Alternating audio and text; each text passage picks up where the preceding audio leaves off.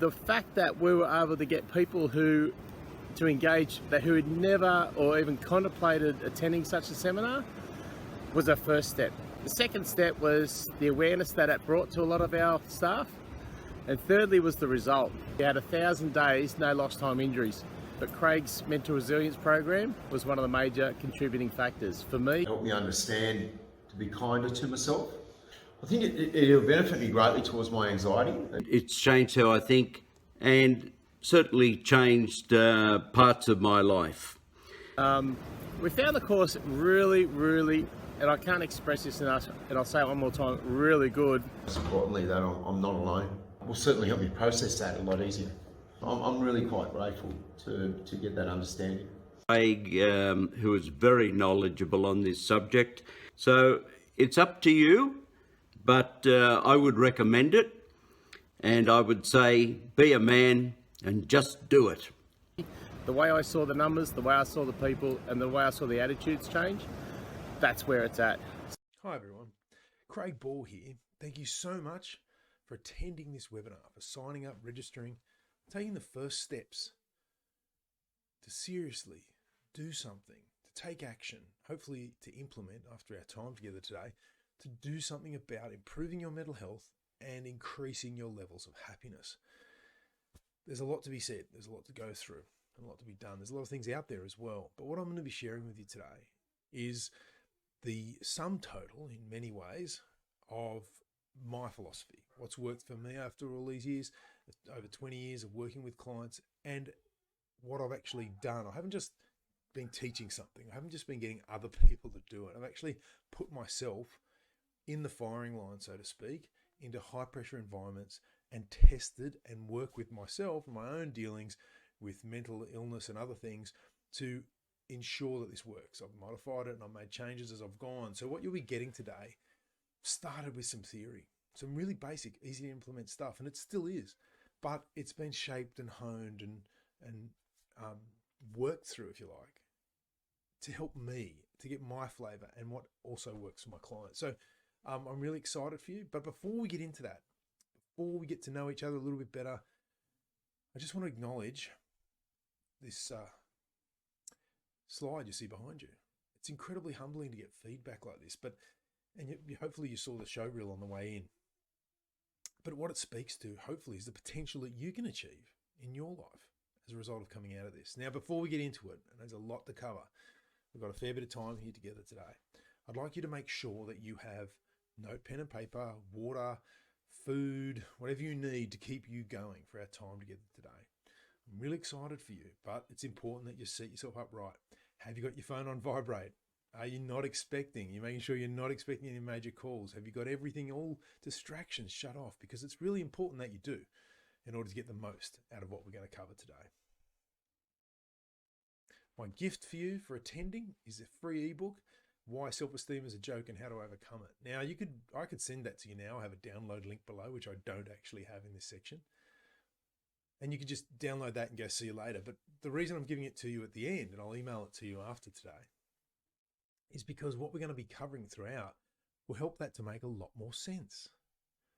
See, like I said, and I've said many times in many trainings, and I've learnt from my clients firsthand, what I'll be sharing with you today is simple, but it's profound, and it'll ask you to do things differently to how you've done them before. Some of it will be similar to you. Some of it will be quite familiar, which is great. It's acknowledgement. Take that away as an acknowledgement of how good you operate and what you're already doing. Because I believe everybody's doing something right. Sometimes it's one thing. Sometimes it's two or three little couple of things you need to start helping to shape how it works. Now, it's a philosophy, as I mentioned earlier. It's a philosophy of living. That was the basis of the base theory that then went on to help to develop and grow and was changed many times to form what is today known as CBT. In many ways, what I'll be sharing with you on a theoretical basis is the very original version of CBT, which is called Rational Emotive Behavior Therapy. Long name, simple, pretty powerful stuff. But it was originally designed as a philosophy of living. And I've experienced that through the conversations I've had with practitioners.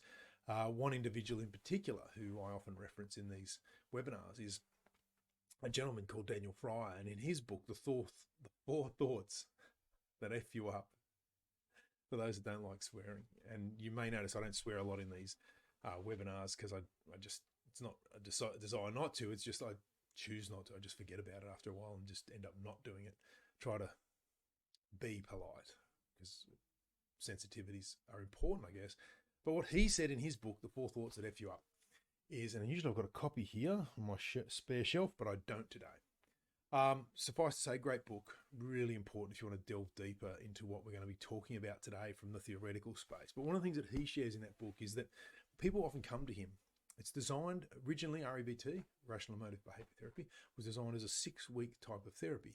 And all he finds is that people come to him for 6 weeks, get a problem solved, and then come back a few years later having forgotten and not practiced anything else about what he taught them to get it done again. And here's where I think it works better as a philosophy of living.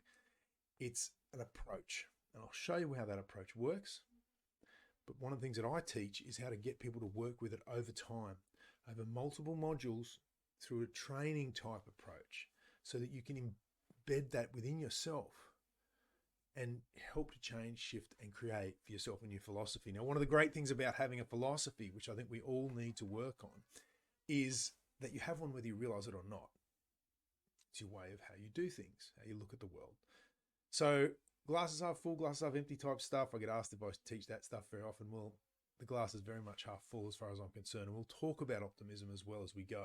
Because I know a lot of people will be sitting there on this webinar going, I don't like optimism. You get a lot of people like that. And that's fair enough, because they often think optimism is an extreme where they think everything's fine all the time. But that's not really optimism. That's just delusion, being delusional and using optimism as your tool to be deluded about, I think. But we'll get through to it. We'll work through it. And without giving too much away. So before we get started, you're probably wondering who on earth is talking to you today. So who the hell am I? Other than a little character there in a suit, smiling for the camera. Well, like all of you watching today, or most of you watching, I expect there may be some ladies watching, but I'm a man just like most of you. I'm a father. It's probably the thing I'm proudest of. I was a soldier. I've been many things and worn many hats in my life. Today, I work in this capacity as a men's mental health and empowerment mentor. So mental health, obviously important. It's vital these days, but empowerment, I think that unfortunately, a lot of overworked medical health professionals or mental health professionals don't often give people hope.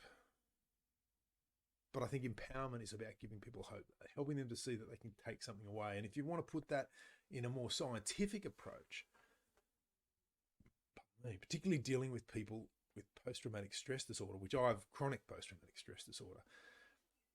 It's been often when I talk to medical professionals, I'll say, how soon into the therapeutic process do you give people some hope and talk to them about post-traumatic growth? And some of them just look at me funny and say, well, not to the very end. I'm like, the end of what? My God, how bad does this get?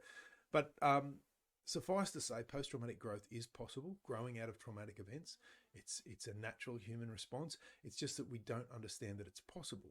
And one of my favorite living psychologists, Martin Seligman, and I'll get into my love of the world of psychology as we go through this in the next few slides, said in a podcast that I found once, people are capable of post-traumatic growth and becoming more out of their traumatic experiences simply by knowing it's possible. You don't need a 10-step plan, a book, a course, or anything. You just need to know you can grow out of this. You are better than whatever's befitting you at that time, and you can become more because of it. And that's part of the growth approach and the growth mentality that I help people that I work with, that I'm fortunate enough to work with, to work towards. Now, you might hear some screaming as we're talking. That's my middle child, Isla. She's just turned 3 and she's having a bit of a go today. So hopefully that doesn't distract us too much as we go through. So back to the original question, who am I? Well, like many of us, that man there in the yellow shirt, my father, I'm a lot like my father. That's Isla on his right.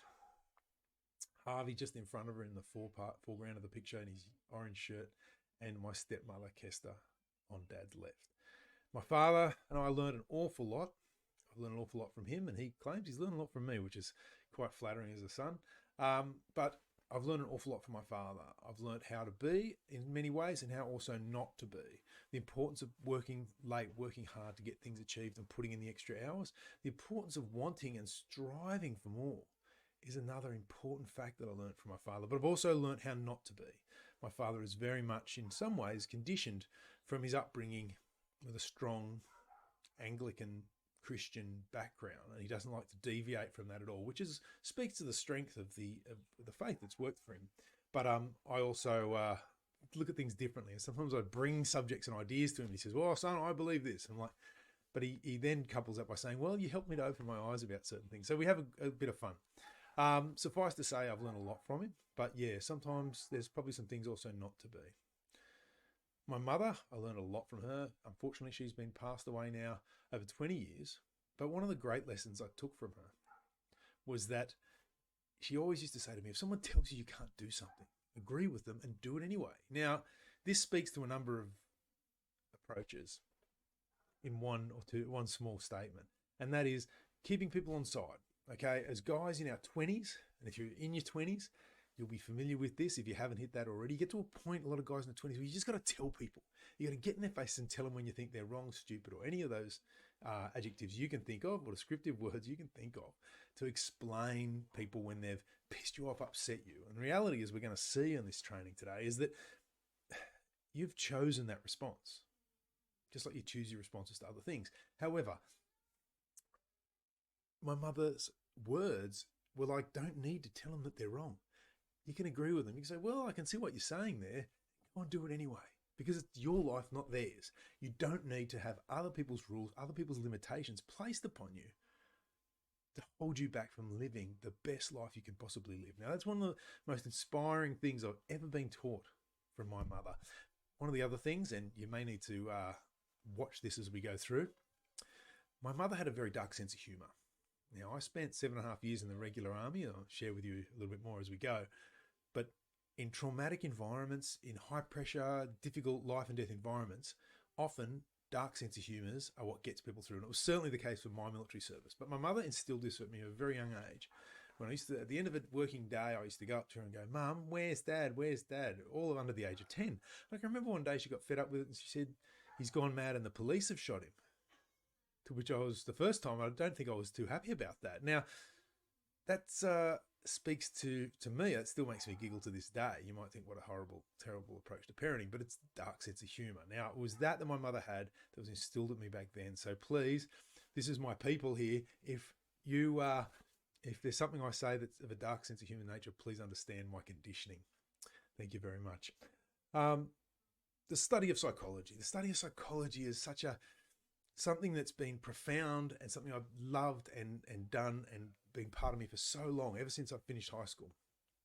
And when I used to speak in high schools, there wasn't quite the psychology training that is available in high schools now. And I used to say to them, they don't teach you psychology in high schools because they think you're going to know too much. But the study of psychology is something that I really got involved with after school. From the early days of reading pop psychology magazines and subscribing, such as Psychology Today, I used to love reading that, to having a crack at a degree in my 20s, one that I finished 5 years ago, so I finished in my 40s. The degree was very much a teenager by the time I finished it, but I've done many courses in between, including a primary certificate, which gives me a professional qualification in what the REBT-based theory that I'm going to share with you. And it was, of all the things I've studied, it was the thing that transformed my life. Many years ago, I was employed by an entrepreneur to develop myself as a professional speaker. I did that for 2.5 years, and at the end of that time, I picked up some paid speaking work and about 60 engagements in high schools, which was incredibly transformative with how I learned to communicate. It was one of the most life-changing things I've ever done. However, as part of that, I had the opportunity to study anything in psychology or self-improvement that I wanted to. And what I'm going to share with you today, after all these years, is the only thing that stuck. I went to big seminars of big speakers from overseas who came to Australia. I read any book I wanted to read, and that was the thing that stuck. What I'm going to share with you, and that's why I find it so powerful, because when you look at it, at the basis of it, there's bits and pieces of this philosophy at the basis of a lot of self-improvement. I believe because they haven't joined all the dots, they're not as effective as they could be. And I really think what you've stumbled on today by coming to this webinar is going to give you and answer a lot of those questions, especially if you're the sort of person who's been through a lot of self-improvement and is kind of wondering what's next. I had one gentleman answer an email questionnaire once saying, look, I've been trying to move mountains and I just can't get it done. And it's just so disappointing that I just can't get it done. So he was at his wit's end with trying to improve himself and make that stuff happen. So hopefully with what you'll learn today, this will be different for you. This man, Armando Hurley, one of my first mentors, met him at the age of 20, which makes him, our relationship now spanned almost 30 years. He taught me many things. One of the most incredible presenters and performers you've ever met. Musical performer, singer, musical instrumentally, and also musical actor. He did a lot of musicals and that kind of stuff, especially with lead roles. And one of the things he taught me about speaking and presenting of any type is that the show must go on. Now, that sounds like a showbiz saying, the show must go on, baby. We all heard that some regard, but what does that mean for us? It's actually quite a pertinent statement for men and their mental health and maintaining what goes on in their life. Because look, at the end of the day, as men, we need to keep the show going. The show must go on for our lives, supporting family, doing all these things whilst we're dealing with our mental health, and hopefully there's some sort of happiness we can find out of those things. Now, with what I'll share with you today, the beauty of it is simple yet profound. But the beauty of it is you can do the work on yourself whilst keeping the show running to a fairly good degree. It actually makes life really easy. And that's why I'm so pleased to be able to bring something like this to you. This is the Green Beret that I earned as part of my time in the Australian Army. Now, I want to preface this. I'm by no means a natural at soldiering. I failed the first attempt at the selection course, and I nearly failed the second. I think I got through by the skin of my teeth, as we like to say. But I was persistent and I was passionate about soldering, and soldering is still something to this day I love. And so why I was so proud to dedicate 7.5 years of my life to serving my country and to deploy, to really learn at its essence what soldering is all about, and to actually put myself on the line and to give to others and to serve in that way. So service is something that is incredibly important to me. And I give everything I can to ensure my clients, anybody that works with me, has not only a positive experience, but can take something away.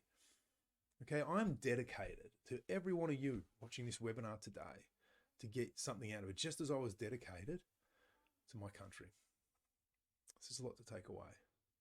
This man, one of my other earlier mentors and influencers, a man by the name of Hans Fleer. He was a Vietnam legend in our Special Air Service Regiment in Australia, which is our Tier 1 Special Forces unit back in Vietnam. He was incredibly influential, great speaker and motivator of people. And he said to me on my second deployment, my second course, my second attempt at selection, he said to me, "It's been said that you're a slow learner." Wow, how do you like that? I work as hard as I possibly can to get through this course. I'm passing the physical tests. I'm doing whatever I think is right. But because I hadn't had a number of years experience in the regular army, living in Townsville in northern Queensland, which is where most of the battalions in the Australian Army are situated, I didn't have that exposure to regular army people. I was still a reservist at this stage. And I didn't get it. It was clear that I didn't get it. So I looked for every opportunity beyond that, because the next thing he said after he said, "I may be a slow learner, perhaps you're just methodical." And that was the drop. That was the wake-up call I needed, because when I approached everything, looking for the methods, seeking to find and to do things in some sort of an ordered fashion, bang, everything changed. I was able to pass selection and go on to achieve a lot of other great things in my life for the great words of this man. And one of the things that really stood out for me was when I was serving and at 2nd Commando Regiment, which was originally 4th Battalion Commando, and it became 2nd Commando Regiment. Hans became our first ever honorary colonel. And I remember talking to him at events and things, and I was always feeling a bit sad, because I honestly thought a lot of the younger guys at the unit perhaps didn't know who he was. And so I always used to take time to talk to him. And I remember speaking to him one day and saying, "You probably don't remember me from the 90s, or from the early 2000s, but I said, you passed me on selection." So you've always been a big influence to me. And I was actually, please excuse Harvey, my son, screaming in the background downstairs. And I said to him, "You probably don't remember this." But I said it made a big difference. And sometime later, about a month or two later, he died of cancer. And I actually got to go, which was incredibly sad, but I actually got to go down, to fly down to Melbourne to his funeral. and a 10 was such a wonderful way to say goodbye to someone who'd been such a positive influence in my life. This man, my dear friend Howard Hochholzer, he is a former US Marine, and we met in the 90s when I got my first proper bar job when I used to work in hospitality at a bar called the Bourbon and Beefsteak Bar. And Howard had married an American girl at the time, an Australian girl at the time, and moved to Australia and had found work at the Bourbon and Beefsteak. Now, the Bourbon and Beefsteak Bar was a funny bar. Apparently, it had been set up in the 70s by an ex-CIA guy by the name of Bernie Horton keep an eye on US R&R troops coming back from Vietnam, because they used to come to Sydney for a lot of that time. And Howard and I, it was very much an old school American themed bar and restaurant. And Howard and I hit it off, and to this day we're still communicating. And one of the things Howard said to me, he had a lot of great wisdoms that Howard still to this day shares with me. One of the ones he said to me, he said, "You've got an American in you waiting to come out." And in many ways, that is incredibly humbling, because I have a lot of admiration for Americans and how, if you're American watching this, how everybody operates. And I just love the energy and the enthusiasm of being optimistic, goal-focused, and trying to do things in a way that helps you achieve success, but other people as well. And I think Americans are very selfless in that regard and very altruistic. And so that's another great quality. I love my Australian. I'm Australian through and through as well. But yeah, very big passion about Americans and how everybody in the States operates. Just often manners are so important, which sometimes can get overlooked in other parts of the world. This man, Albert Ellis, he invented rational emotive behavior therapy and brought it to the world in the 50s. He's been an incredible influence, and I'll be sharing more of his teachings as we move throughout. I just want to acknowledge him as we move forward. He's now passed on. But the important contribution that he made to my system that I'll be sharing with you, and has been, for me, it is, like I said earlier, it's the only thing that's stuck in self-improvement, incredibly life-changing. This man, no, not these guys on the left, or perhaps you're right if you're watching this, in the suits. There's some politicians there, but and including one who I don't know if at the time, but had been an Australian Prime Minister. But the gentleman with the green beret on, his name was Brett Challoner, one of the most incredibly influential leaders I've ever met, and was my former commanding officer. And he used to annoy me about getting into politics whenever I'd bump into him on Anzac Day or other events where I'd get in front of other people I used to serve with again. And one day he said to me, "You know why I keep doing this?" I said, "No." He said, "Because you've got one of the best political minds I've ever met, and I need you to become a senior poly so I can be your chief of staff." Now, that was one of the most humbling things anybody has ever said to me, especially someone in such a high-level leadership position who I respected immensely, wanted to come and work for me. Now, I didn't go into politics. I don't have much of an interest in politics. I mean, everyone has some, but I don't include that in my work, because if you believe one side of politics and I was to indicate that I believed in a different one, it shuts people down straight away. It polarizes and alienates people. So you won't hear me talk about that in my work. What matters to me, and why this is an important point to make out, is that we have our own internal politics going on, our own crap. And I can help you with that political acumen to help you to work through your own internal politics, how to work within and how to manage and govern your emotions and your responses to get a much better outcome. So I've devoted what is seen by some as a great political mind into the politics of self-improvement and growth. And trust me, if you don't think you got internal politics about this stuff, you do, and we're going to work through it together. So please, it's been an interesting journey, but this is where I've landed. My family. Lastly, but not least, my wife Teresa in the middle, Harvey on the right, who you might have heard scream before, Isla, who screamed even earlier in the webinar today, and little baby Josie.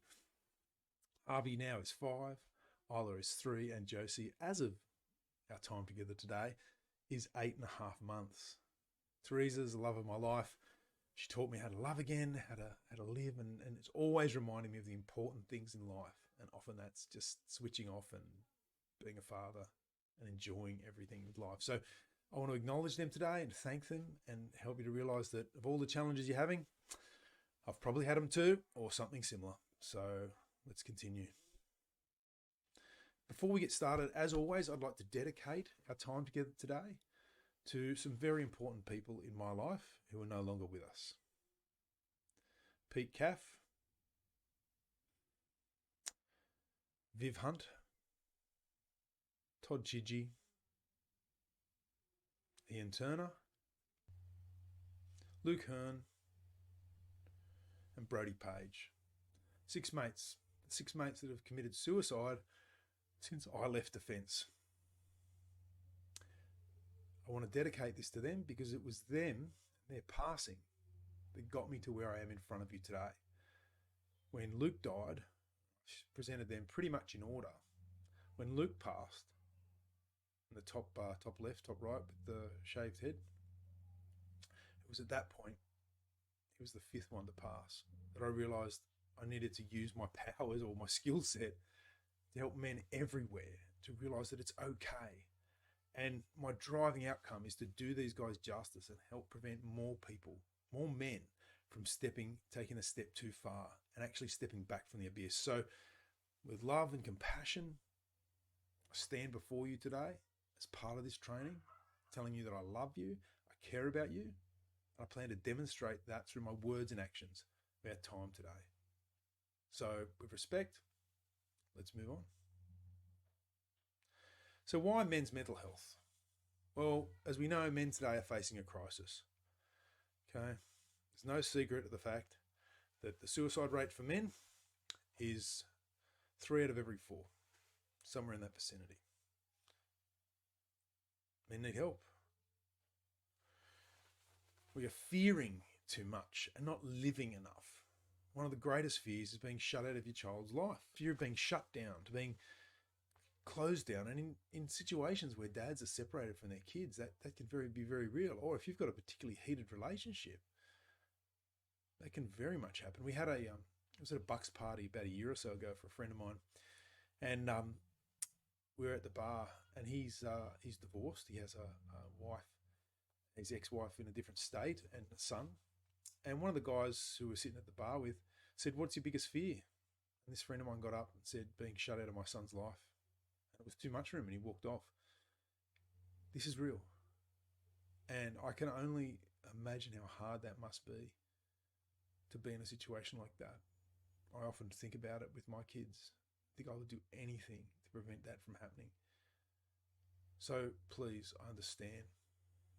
But being shut down, our number one fear that we deal with today in terms of improving our mental health and increasing our happiness and being able to share that and improve the happiness of others for men, what it all boils down to is helping us to deal and overcome the number one fear. Fear of being emotionally shut down because you're confused, stressed, angry, and unable to deal with anything other than your own stuff going on. Like I said earlier, helping the show to go on. We have enough in our lives that if we don't address this stuff, it's only going to get harder. And the more you neglect it, the more it will take over. So I congratulate further for being on this call today. Unable to support those you love psychologically because you simply don't have the tools. Because men, we're taught 2 ways. I mean, in society in general, but let's just focus on men. As men, we're taught 2 ways of dealing with emotional upset or problems. To rage out, to yell and scream about something, to hit a punching bag. Now, I'm not getting away from boxing as a fantastic way of exercising, but often we're taught to go and punch something, hit something, get angry. Now, all that does is encourage being angry. And often it can lead to outbursts that feel knee-jerk. It can also make us feel as if it's automatic. It starts to elude us to potentially make us, in some cases, feel as if it's controlling us. So not an effective way of dealing with anger and other emotional upsets. On the flip side, we're told the only alternative is the far end of the scale of that, which is bottling it up. And bottling it up can cause a number of problems, including health problems later on. And another uncomfortable thing called transference. There's a couple of other terms that explain it as well, but transference is a big one where you transfer that anger onto something else. Yell harder at your kids, kick the dog, God forbid, or anything of that nature. Okay? What I'm offering today is a third option. As we go forward, you'll learn to understand that. It will take away that fear for you. It can help you to encourage and understand others better. But there's a whole piece which is what this training is, to help you through that. So if you stay on board, you'll see exactly what I mean.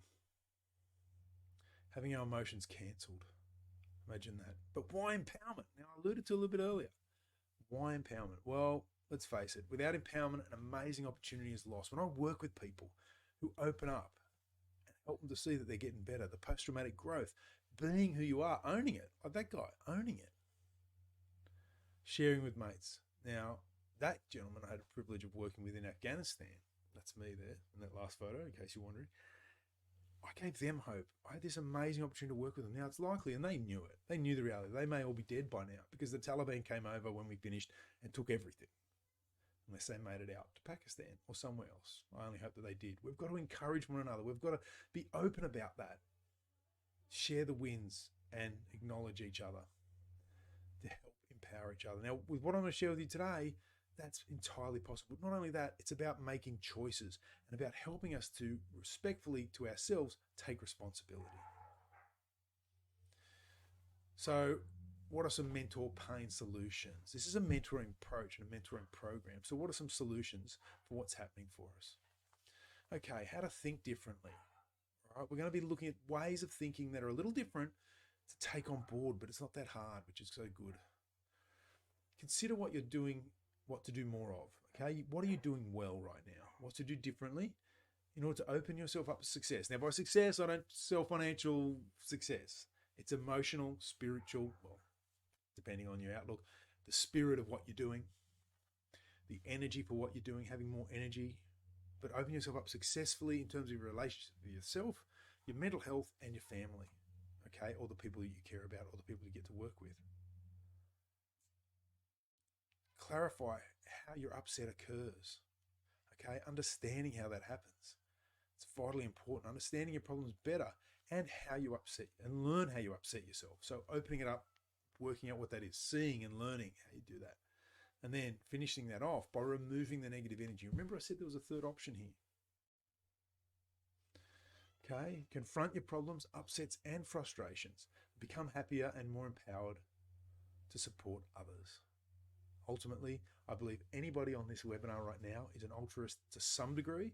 And if you create enough happiness for yourself, it flows and it helps to influence others, because we never know how far our influence will go. The 3 things that you will learn today. So I've broken this down into 3 simple lessons that we're going to go through. 3 simple things we're going to do. First one is how to consider. Consider what you bring to the table. Considering what you're already doing well. How to do more of it. Understand what you bring to your problems.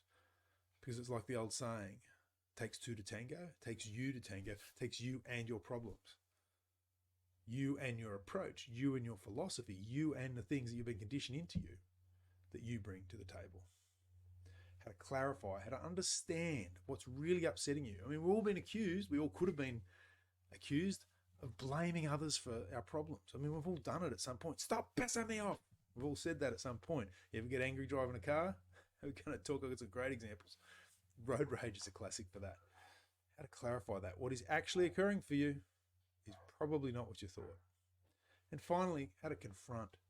How to confront that head on. How to challenge yourself to remove that negative energy and get a better outcome for you. Now, you'll see that circular and you'll see the arrows circling around and around, because that's the way our problems work. We go from one, we work around to the next, and round to the next, and round to the next. That's simply how it goes for us.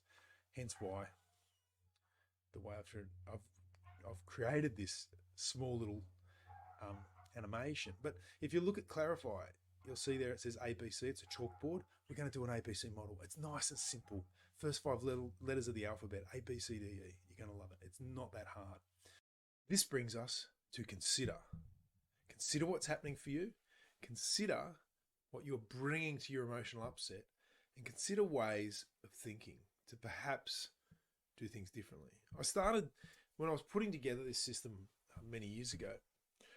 Back in the early days, I remember presenting to groups of people, and they'd find what I shared with them quite profound and quite interesting. But one of the main issues I found is because it's so profound, and you might say profoundly simple, I don't know, but because it's so different, it's asking them to make a number of different choices. Sometimes people will be looking at me like this.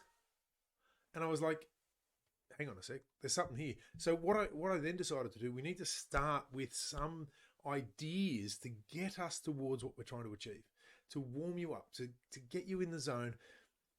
But it's more than that. To understand where you're at. So one of the things I usually do at this point, and I'm going to do it today, please consider, okay, a problem.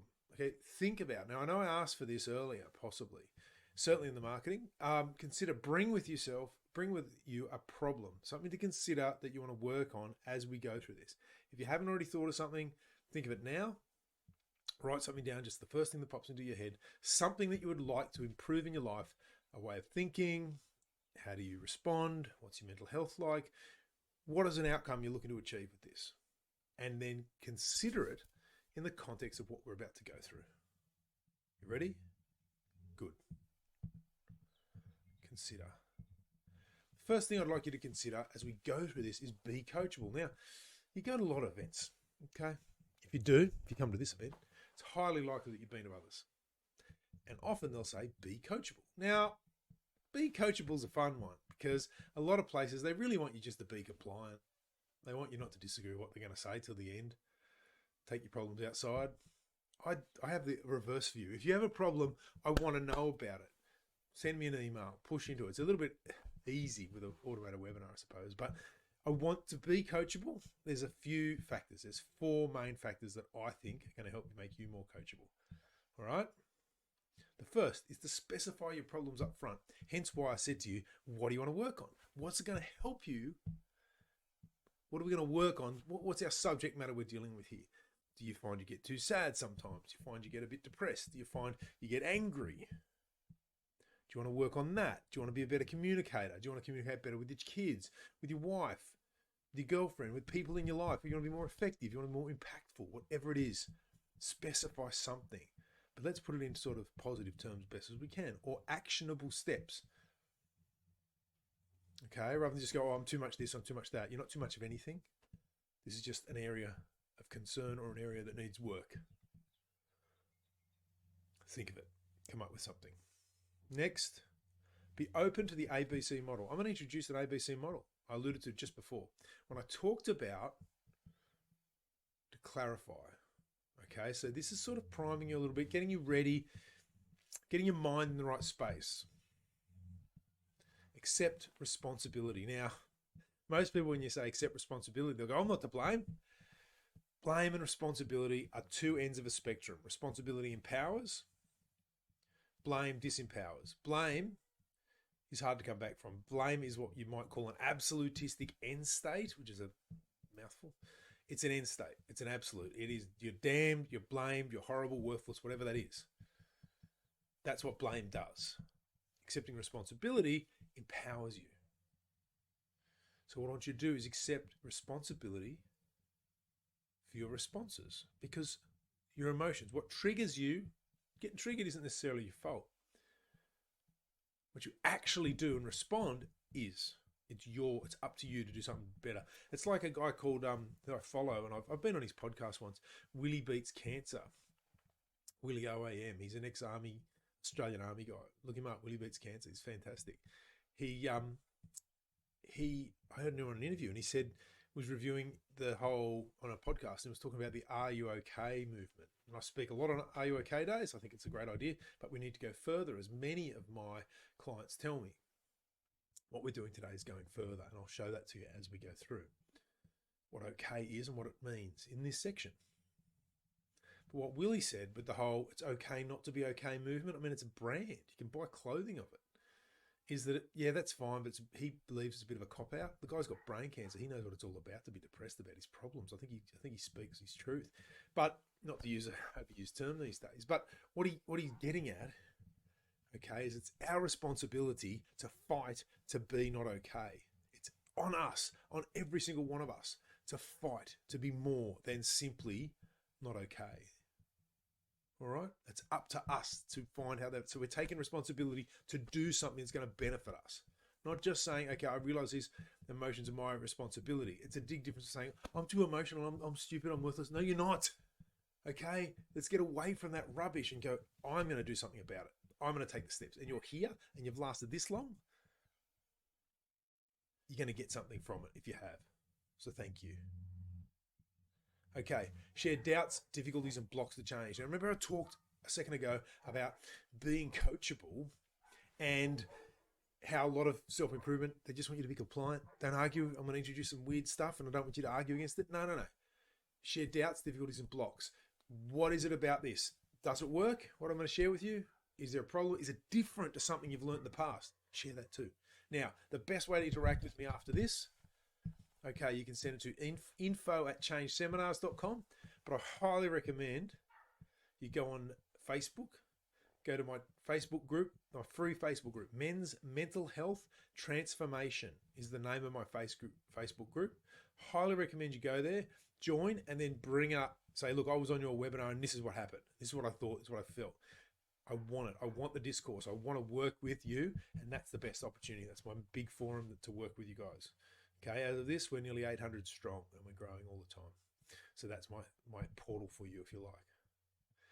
Now, consider forgiving yourself. Okay, this is one of the most important considerations that you can make. By forgiving yourself, you open up the gateway to healing your mental health and healing a lot of past trauma that you may have instilled or chosen upon yourself. So forgiving yourself is about taking that breath off, letting go, and understanding that you are a fallible, worthwhile human being. To start to accept yourself. You're fallible. You've upset someone. You've made mistakes. Okay, you may have just upset yourself as well. You're worthwhile because you've got one human's worth. Doesn't go up, doesn't go down. The whole concept of worth, as most people know, it means nothing, but a great way to upset yourself. And by forgiving yourself, by taking that breath out and going, I get it. I understand.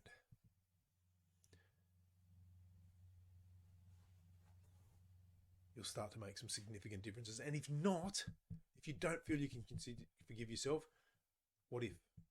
Start asking yourself, what if I could? What if I did? Here's what a good friend of mine, Brad Spillane, had to say about some work that we did together.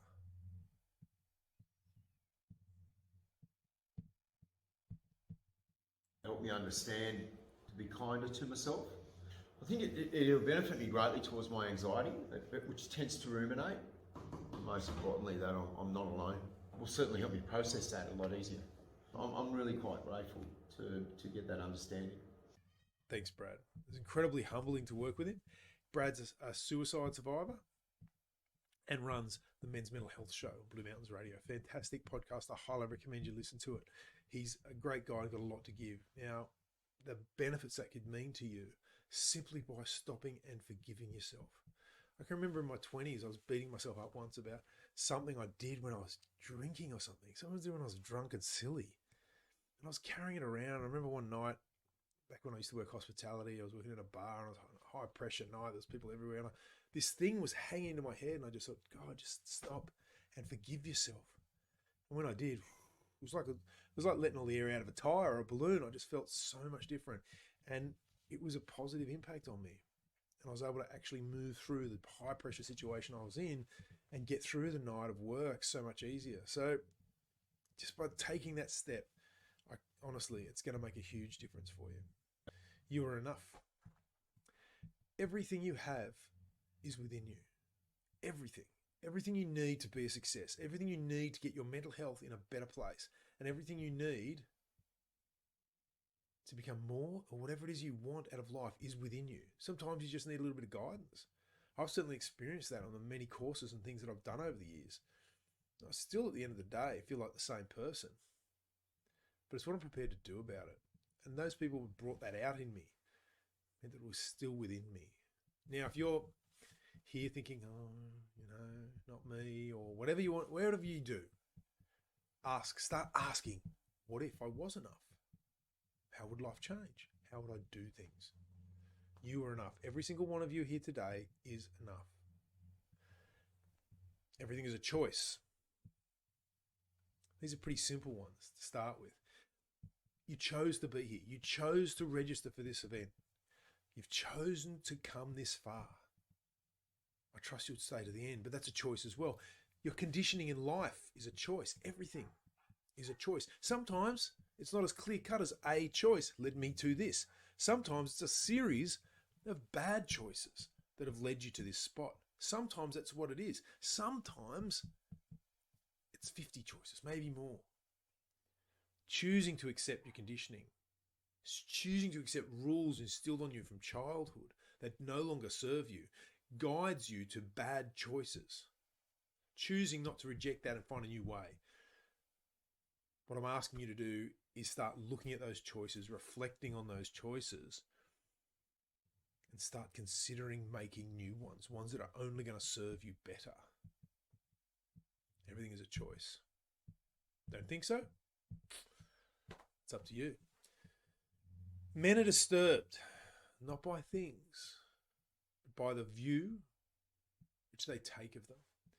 That's our old mate Epictetus, the great Stoic philosopher. Now, this quote is said to be the quote that helped cognitive behavioral therapy as a movement get created. Now, they stole a lot from REBT and watered it down, in my opinion, but it's very much on track with to think about this. Okay, the view which you take of things that trigger you is what that means. I'm going to show you today how to make better choices, take a different view, and see the world from a different perspective. Some of the things I'm going to share with you are going to be liberating. Some of the things are going to pull out the difficult emotion, attitude, root of your problem from behind, like magic. Like in the 80s, they used to call a paradigm shift. I don't know if you follow self-improvement that long ago. It's a paradigm shift. It's not a paradigm. It's just a different energy shift. That's all it is. And it'll take it out of you and help you to go, oh, maybe this is going to be different. Circles of control. It's another big one that we cover. Circle of control, that tiny little one, the bluey green one. Circle of influence and circle of concern. What we're going to do today, I'm going to take you through a model that'll help you to reduce that circle of concern down to what you can control.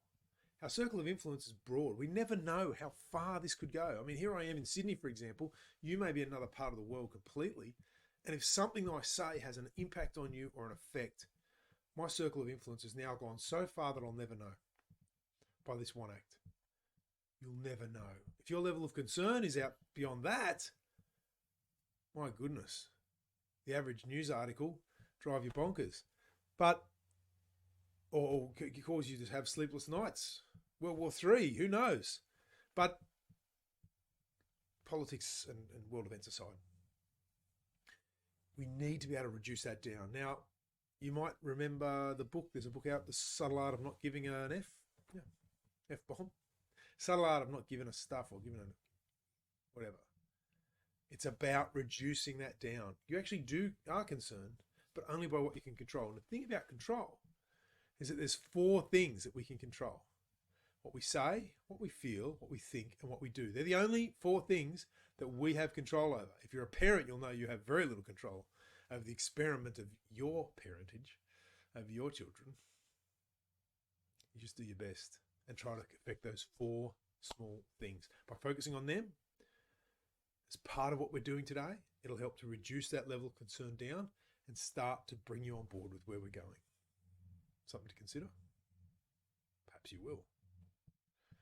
Okay, this is a really big one. Now, when I talk to you about what you're doing well, we've looked at some things you can start doing well. We're now going to look at what you should be or could be doing differently. And these are unhelpful thoughts, unhelpful patterns of thinking, technically in psychobabble. They're known as cognitive distortions. But look, I'm all about keeping it simple. That way my brain remembers, and it's easier for you too. If I can remember it, so can you. So let's look at unhelpful thoughts. First, filtering. Focusing on the negative and ignoring the positive. We've all done this, and we all know people who do this more often, hopefully more often than us. But it's a common one. Just let's change our filter a little bit. Start to think towards the positive. You might be surprised at the outcome. Polarized thinking, all or nothing thinking, and ignoring the complexity. Now remember, when I said to you, accept responsibility, and the first response I had to you was, it's not about blame, because that's where our brains go, to one or the other. It's a huge issue when it comes to dealing with problems like self-esteem. I'm going to show you why self-esteem is a problem. Not good or bad, not high or low. Self-esteem entirely as a concept. Control fallacies. Assumes only self or others to blame. What a crazy idea. We all know people like that. Now there's the other people, and there's some other distortions that sort of blend in with this a little bit, but there's some people out there who assume they're always not to blame. Wasn't me, wasn't me, wasn't me. As if blame's going to grab them if they're not careful. They're just as much of a pain in the bum. Fallacy of fairness. My goodness. Life should be fair. Who here actually thinks life is fair? Life is not fair. The best we can hope for is that we are fair with others in our dealings with them. Life is not fair. But if you assume it is, you're ignoring reality. Becoming reality-based is a very, very important step in what we're trying to achieve. Overgeneralization assumes a rule from one experience. Some people go even further than this, and they assume a rule from one other person's one-off experience. Ah, so-and-so doesn't like that. I hear it all the time. When you actually speak to them in their own mind and what the essence of what they're talking about is, it tends to change things pretty quickly. Overgeneralization has a much greater enemy in self-esteem when you overgeneralize between yourself, your successes, and your failures. Talk about a great way to go about upsetting yourself. Try that one.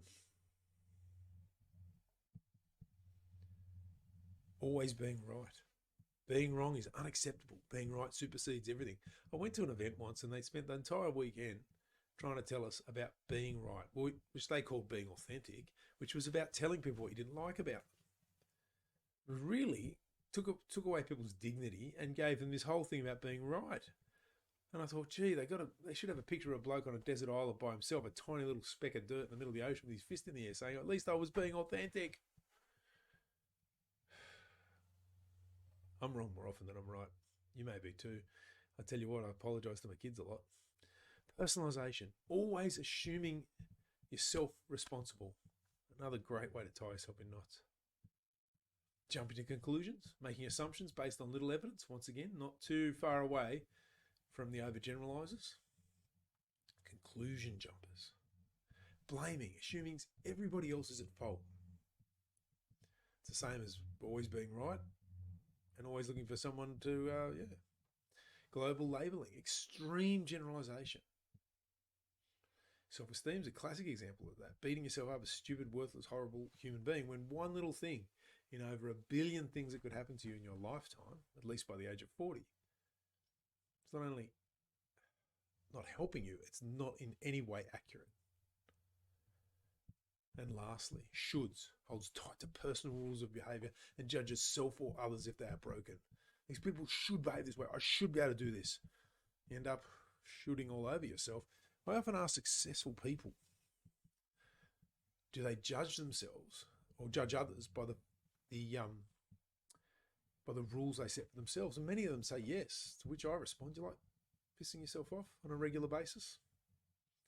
Beware of the shoulds. If you're doing it, start to think. Emotional reasoning. If I feel it, it must be true. You are the easiest person. We are all our easiest sales pitch. We are the easiest person in our own lives to convince of anything. And that whole, if it feels right, it must be right, is the best way to confuse that. Okay? Check the facts. Try and determine what facts are before relying on your emotions. Fallacy of change. Expects others to change. Now, in my consulting life, I'm a change manager. I know people aren't going to change. I just try to help them deal with the change that's happening in their life as best they can and how to adapt. Others, people, it's like the old saying, how many psychologists, old joke, how many psychologists does it take to change a light bulb? One, but the light bulb's got to want to change.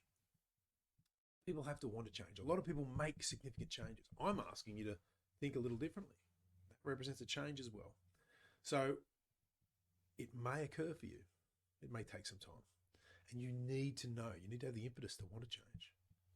Catastrophizing, oh my God, expecting the worst case scenario and minimizing the positive. Oh, it's terrible, horrible and awful. My 5-year-old does a bit of that. Both my kids do it. All of my kids. Well, my 8-month-old isn't talking yet, but she'll do it. They all do it. We all do it at some point. Heaven's reward fallacy. Expecting a self-sacrifice to be rewarded. God, it's a toughie. It's a toughie. You know, but people do it.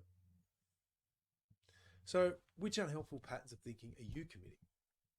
Which ones of these do you resonate with? Now, I should have asked you beforehand, getting back to our shoulds, to go through as we went and tick off one. So just quickly, I'll just pop back through those 3 slides and give you a chance to have a think. Okay. Which ones are you committing on any sort of a regular basis?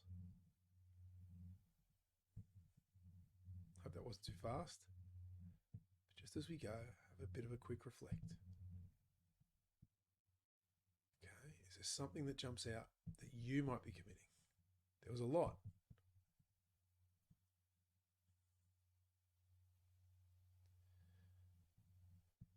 Okay. So which are you committing and which ones do you resonate with? Which ones do you see in others? One of the most adjusted, well-rounded, developed people that I know, one of my clients, said to me, I think I've committed all those in my life at some point. So you're not alone. If you're feeling there's more than you should, that you'd like there to be, that's okay.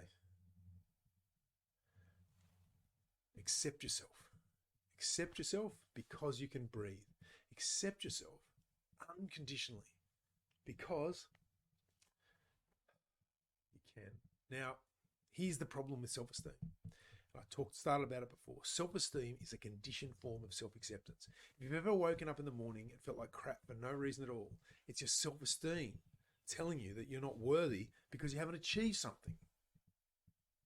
You need to start divorcing yourself from this view, and it's hard. It was brought in, it became common in around the 60s with the rise in consumerism and the self. And there's plenty of books on it, but it's a cancerous substance, that self-esteem. Here's what one of my clients, Don, had to say about self-esteem. So in about 15 minutes, probably less. So in about 8 minutes, Craig Ball showed me that I was in my own way because I believed this thing called self-esteem. He gave me a process by which I can break free from the chain reaction of terrible things that have been happening and help me lay a path forward to accepting myself, accepting and controlling what I can control. And that's going to make all the difference in my life going forward. Craig Ball, thank you.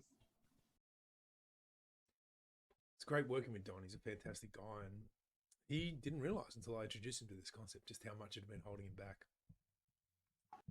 So what is self-esteem? Some, it's good. They feel like they need more. They feel awesome. Let's assume you're working in sales and you start in a new job and you start to get some great success, and straight away you feel good about it. You feel good. You might even overgeneralize and feel like, I feel good about myself, not just happier. And that's where the problem starts. How do you feel about yourself? What happens is when you start to get great results and you overgeneralize, somebody slaps you on the back, goes, well done, and you get a few more good sales or some other great result, and people go, legend. You start to think, hey, maybe I am a legend. The problem is, to maintain that, you need to be better than others. So it's a junk value in a lot of ways. Then what happens all of a sudden? Something changes. And you can no longer get those same results by the same actions again. Might lead you to a different path. See, self-esteem is like a seesaw. It goes up and down. There's no middle ground. It's dichotomous thinking. You're either amazing or it sucks. And high self-esteem can invariably lead to low self-esteem. If you judge yourself by the values of one small area to get all of your worth, especially if you buy into the concept of worth. So how accurate is your self-esteem? Let's look at it. Remember this happy couple? Those little red dots, as small as I could make them, to reflect just how minuscule. If someone held a gun to your head, I would make them smaller, would be more accurate. But if someone held a gun to your head and asked you to remember everything that's ever happened in your life, what percentage of everything that's ever happened do you think you could remember? You're probably on a percentage of 1%, less than that, 0.1%, or even lower. Because if you consider by the age of 40, you've had nearly 1 billion things happen to you. Now, the red circle that goes around at the outside is to indicate your view of your entirety based on that tiny little dot. How accurate is that? Now, I said you're familiar with this couple. You see them every day. That's right, the toilet. That's where this couple reside, and that's where this concept belongs. So what can we do differently? Well, it's a matter of shifting focus. That zeroing in your whole entire self, one little thing. You don't form your values based on that. You don't form your judgments of yourself based on that. You pull it all the way out and realize that you're okay. And actually finding a level of okay is what the Are You Okay should be about. And often what I impress upon groups when I'm privileged enough to present for Are You Okay days. And I think Are You Okay is a great idea, but this is how you find a space of being okay. You don't judge yourself, refusing to rate yourself, because let's face it, any rating you give yourself, even if it was accurate, which it isn't, because you're too infinite. Here's the good news. You're too infinite to ever be held to an arbitrary rating system. But even if it was, by tomorrow you'll have changed significantly such that that no longer holds water. So why would you want to be part of something so debilitating and so difficult? Shift your focus out, it all gets an awful lot easier. Here's a simple equation to remember. Now, keep in mind, I'm a successful graduate of the easiest maths you could do at high school, maths in the garden. That's what we refer to it in Australia. Dichotomous thinking, DT, either living in a dumpster or you're driving a Porsche or Ferrari or whatever your favourite sports car is. Plus tunnel vision equals trouble. Remember that anytime you start letting yourself overgeneralize. You're amazing or it sucks. It's actually not true. You're you, a fallible, worthwhile human being. Is a much better way to start looking at it. Okay, now we start to get into unconditional self, other, and life acceptance. Okay, we've looked at unconditional self-acceptance, accepting yourself as a fallible, worthwhile human being. But over time, you can also start to accept others. Now, I put a political protest in there because that's one of the great things that people love to dislike each other about. Okay?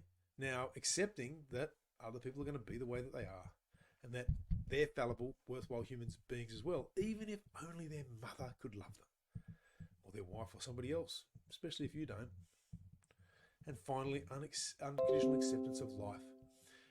Acceptance of the fact that life isn't fair.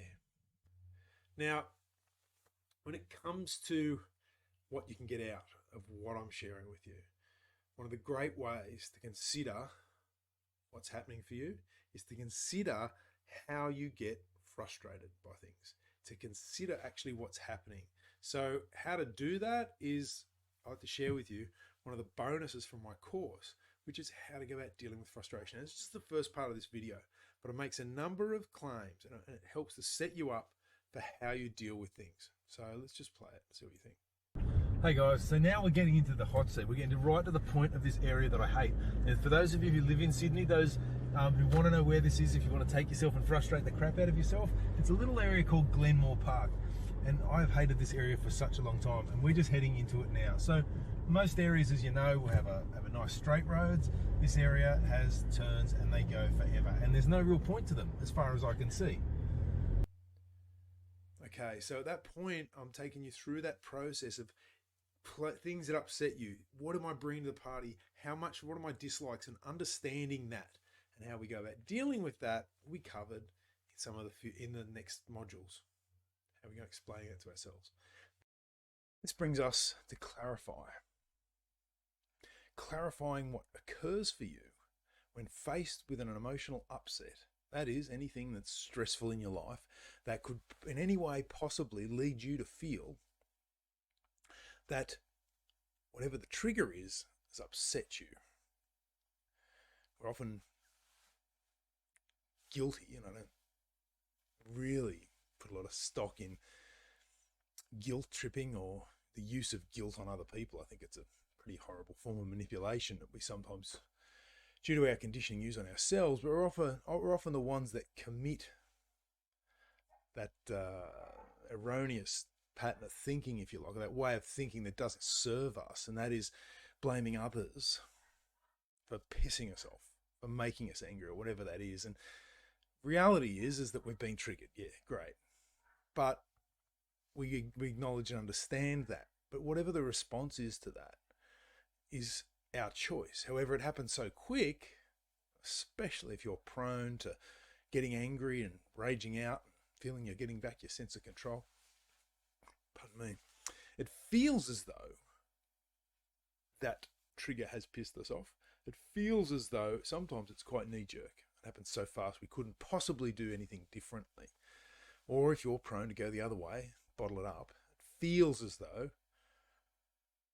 it's your fault or the world's against you, or any one of these other patterns of thinking that may quite likely not be true. So in order to clarify, what we need to do is do a bit of pretty simple analysis. I mean, it's not overly difficult, but you may find it quite new and quite interesting, and certainly quite beneficial. Wouldn't be the first person who did. As we start to move into, and I introduce you to the ABC model, let's just have a quick look at what others have said. Matt Reed had the great privilege of working with Matt a number of years ago, and he claimed through the training that we did that it really helped him to know when his mind wasn't good. Helped him in his mindset when things weren't good. It helped him to deal with things just a little bit easier. Whilst it didn't change the situation, it strengthened his mind. So what I'm going to give you in this section are tools to go about strengthening your mind. If you commit to the daily practice, or at least to begin with, even 3 times a week is beneficial, to start to work through problems and to look at things a little bit differently. It'll strengthen your mind, obviously won't change the situation, but it allows you to find that clarity, that space that you need.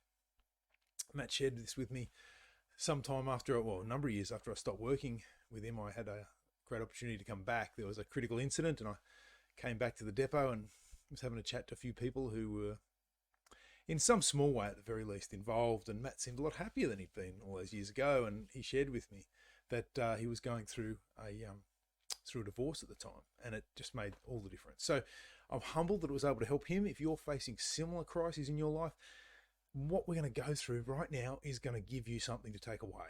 And look, you go on a lot of these webinars, or you can. There's plenty of people doing them. I'm not sure what everybody's doing. It's not really that much of a concern to me. What I want you to take from this, and as I probably said at the start, is something you can use straight away. You've given me the most precious resource you can possibly give, and that's your time. And I take that very seriously. So I want to make sure you're getting value.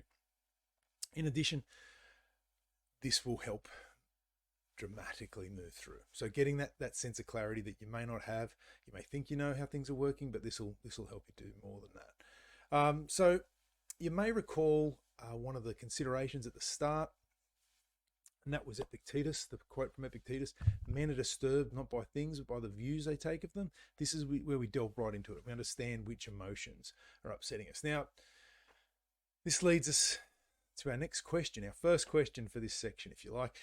How are emotions created? Do negative emotions or stressful events just fall out of the sky?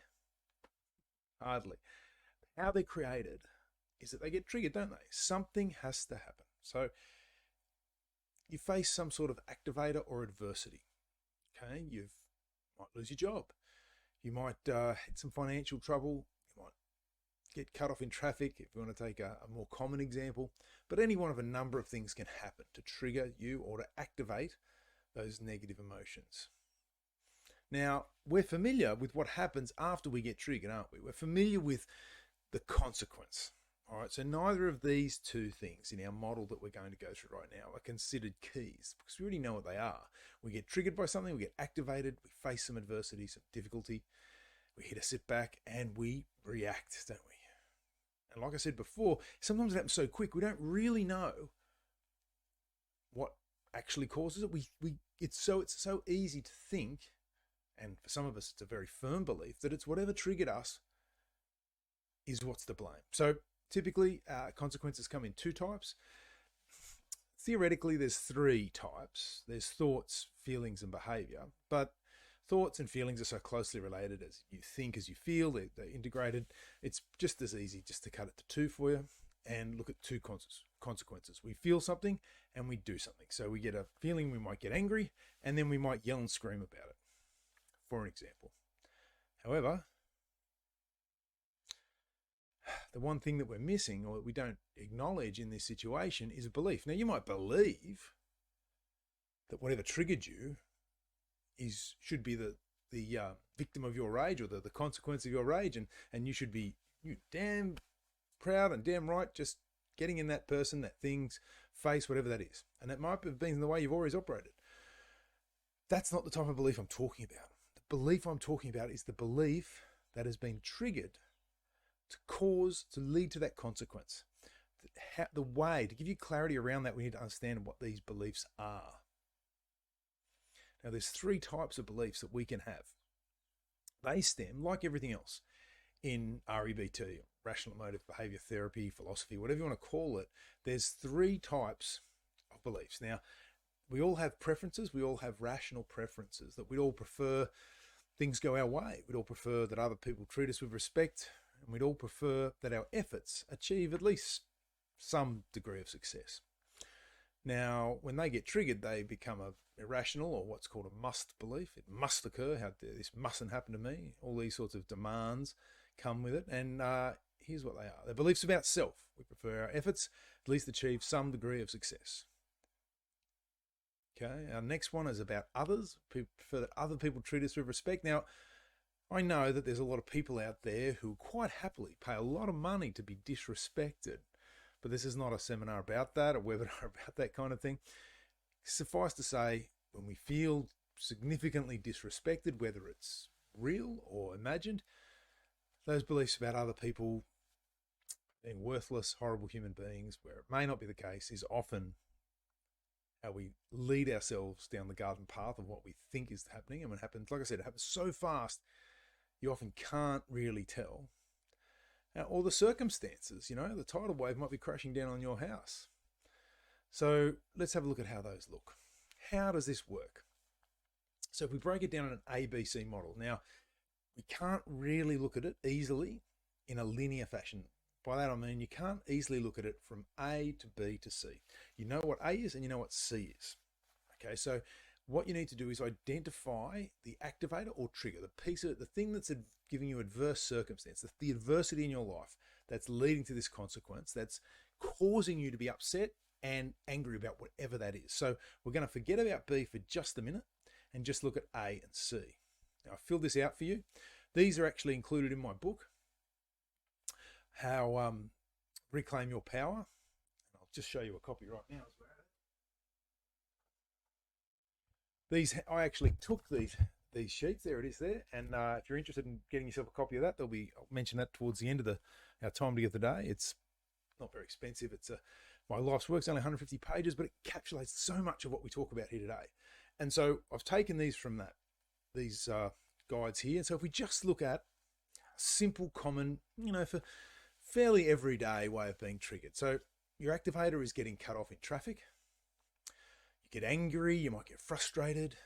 Your behavior might include yelling and screaming, hitting the horn, flashing your lights at them, driving up close behind them. Close the gap to stop somebody else getting in, or if you think they're driving like a maniac and you're in the fast lane, maybe drive up and stop them getting in. Any one of a number of those types of behaviors. Now, how do we determine the belief? Well, you want to determine that belief with a fair degree of accuracy. And a skilled practitioner in this, and you'll be able to identify it in yourself the more that you practice it, you'll often be able to tell what that is without too much effort. However, to help you to discover it is a simple question. Because of what? Now, where do we add that? So if we go back to here and we go, we're angry, we're frustrated, we're doing all these activities, all you need to do is say to yourself, okay, I'm feeling angry, I'm feeling frustrated, whatever that is, I'm doing all these behaviors because of what? Usually the first sentence or two out of your mouth will tell us exactly what it's a belief about. Now, sometimes, keep in mind, there might be more than one belief present. Work on the biggest one first. Once you've handled that, the others might dissolve to some degree, or it might make it easy to deal with those. So an example of this in terms of getting cut off in traffic might be, Okay, you get cut off in traffic. That idiot, oh, how could be so stupid? How could I have been such an idiot to let him in? How could I have been such an idiot to take this road? You might start to think a little bit bigger picture and start to blame yourself or circumstances. Oh, of course, it always happens when I take this road, or, you know, the rain, or whatever it is. So there's more than one. Okay, when you start to explain that to yourself. However, pick one. Okay, we just work on one. It's easier. Keep it simple, and you won't go too far wrong. So let's move a little bit forward with that. Okay. Ask yourself in a sentence. Probably the easiest way to do it. I get triggered by getting cut off in traffic. I feel angry and behave in an aggressive manner because of what? Because of what? Don't underestimate that, and wait and listen for it. So once again, I've made it easy for you. I've filled it out. I get triggered by getting cut off in traffic. I feel angry and frustrated and behave in an abusive manner because of what? They shouldn't drive in a reckless way. People don't respect anyone anymore. I feel unsafe. How dare they drive like that? How dare they almost drive into me? This person's obviously an idiot. Well, they might just be suffering from the same situation as you. They might be in a rush. They might have a lot of stress. They might not have thought. They might not have opened their eyes. We've all got something going on for us. And to start to see the belief from the other person's perspective helps you to drop this energy out of what's happening as well. Now, keep in mind, there are some situations where when you're trying to help somebody with this, you might incriminate yourself a little bit or intensify the argument. I had a guy on a webinar who was not long ago, and often I like to coach people through this process when we're doing it live. And the guy was really, really emotional and intense in his belief about one particular point of view to do with the coronavirus and COVID and all that sort of stuff. And he was blaming people right, left, and center. Now, in order to bring his perspective to the other side, I had to present the opposing side to what he was saying. And not being politically motivated in any way, shape, or form, I'm motivated to help people's mental health. I had to actually preface what I was saying was, look, this is not necessarily my political view or my view on this, but what about this? What about people whose, perhaps their business were told one day their business was non-essential, as certainly happened in Australia, I'm not sure about other parts of the world, and their business was closed. That idiot that you think's out infecting everybody might be doing the best that they can do to try and stand up for what had happened. Now, that's not necessarily my view. Certainly wasn't the opposite. It certainly was the opposite of his view. But you've got to be careful. You've got to understand the sensitivities around these elements. So, thankfully, everyone gets upset to some degree in getting cut off in traffic. Road rage is pretty common, or at least getting upset by driving is common. So we can work through that fairly easily. There's not a politically motivated, not a political football, if you like. So determining which belief and understanding that. Now, look, if you look and analyze, do a little bit of work down here and understand that because of what, they shouldn't drive like that in a reckless way. People don't respect each other anymore. So it's starting to get a bit more ambiguous. It's looking at other people, okay? But, you could start to get into the space of, why did I take this road anyway? Why didn't I leave earlier? I wouldn't have copped this traffic. Crap. You could reflect also on yourself. Hence why, although my example of because of what doesn't include much about the self, I've included it in the example because that's fairly common, a fairly common way to look at it. Now, when dealing with this, okay, there's some pretty good ways to start working through it. Okay, now that's giving you clarity over understanding. So if we just jump back for a sec. Okay, that gives you clarity, and that's what I've designed this section to be like. Understand what's happening for you. Okay. Now, one area where we tend to lack an awful lot of clarity is in a situation where we get our anxiety triggered. Now, people can get anxious driving. That's pretty common.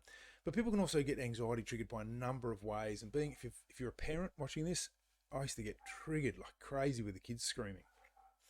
And so what I'm going to give you to help you to work through and to find a bit of clarity, at least push that down a little bit before we get into our next section. Here's a hack that I developed, and I think you're going to find it really beneficial. So this is the alleviate anxiety hack. Now, often, there's a saying in the military, flash to bang. When we stood to when we, start shooting at the enemy, or we start kicking in the doors of a compound, whatever that is, flash to bang.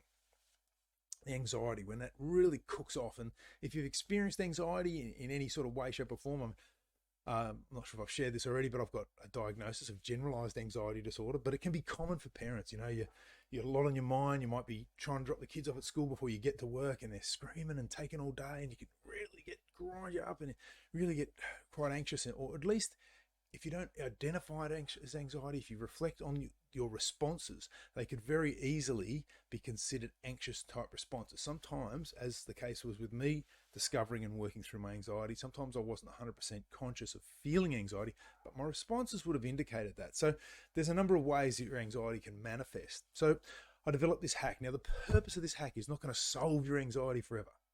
Okay, there's a lot of deeper work to do. And in my 10-module mentoring program, which I'll share with you in a little bit, I actually have a whole module on that, and we learn to work through and create better outcomes for ourselves. But in the meantime, sometimes you just need that hack.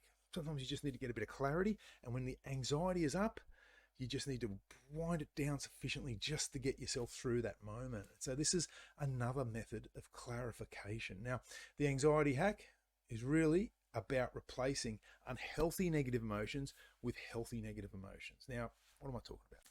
When we're dealing with an unhealthy negative emotion, many people out there like to think, hey, just be positive, man. Just be positive and everything will be fine. But let's face it, simply being positive in the face of this doesn't acknowledge what's actually happening. And in order to develop optimism, or to allow optimism to come in and help us moving forward with our day or whatever that is, we need to meet an unhealthy negative emotion right where it hits with a healthy negative emotion. We pay respect to it, we reduce the power from it, and then we can start feeling a little bit more optimistic about how much better our day is going to be. Walk into the water with me on this. So in this situation, the healthy negative emotion that we're going to try to replace anxiety with. Now I say try because look, give it a go. It works for me all the time, usually so long as I've removed myself from the source of what's triggered me. However, you can use it. Sometimes it'll be the kids and they'll be screaming, and whatever that day, whatever other things are on my mind, the anxiety will be going high. And I'll use this, it'll wind it down. But if the screaming keeps going from a particular child who will remain nameless, and I haven't been able to remove myself, or we haven't had help them to start to wind it down for them, it feels like a bit of a yo-yo. So it does work, but you do need to just step aside. If they're in the car and you can shut the door on them without locking them in and suffocating them, please don't lock your kids in the car, whatever you do. But if you can, just step aside for a sec. If your partner can help manage them for a minute or two, and you can perform this, it'll really reduce it down for you. So our healthy negative emotion is concern. So simple, easy stuff. Can repeat the words concern, concern, concern. So if you want to do this with me right now, if you suffer from anxiety, you can add it to anything. If you get yourself frustrated or angry in that driving situation, and you might want to replace anger with healthy anger, or frustration with its alternative. You might even want to just reduce it, bring it down. The way to do that is to repeat the healthy negative emotion 3 times firmly to yourself. Now, you might need to say it out loud. I personally say it in my mind to myself. I find that's powerful enough, but you might need to say it out loud. And then all you've got to do is ask a question. What do I have to be concerned about? What do I have to be concerned about? Now, if it's kids, it's easy. You just go, oh, just kids yelling. That's what they do. But it can reduce it significantly. Now, as I'm saying this to you, I'm reflecting in my mind about examples where this has happened. And I don't know if you noticed, but I'm starting to feel, or even sound, a little bit calmer coming out of that. Now, that's the power of this. So please take this one away. It's my gift to you. Consider doing it this way.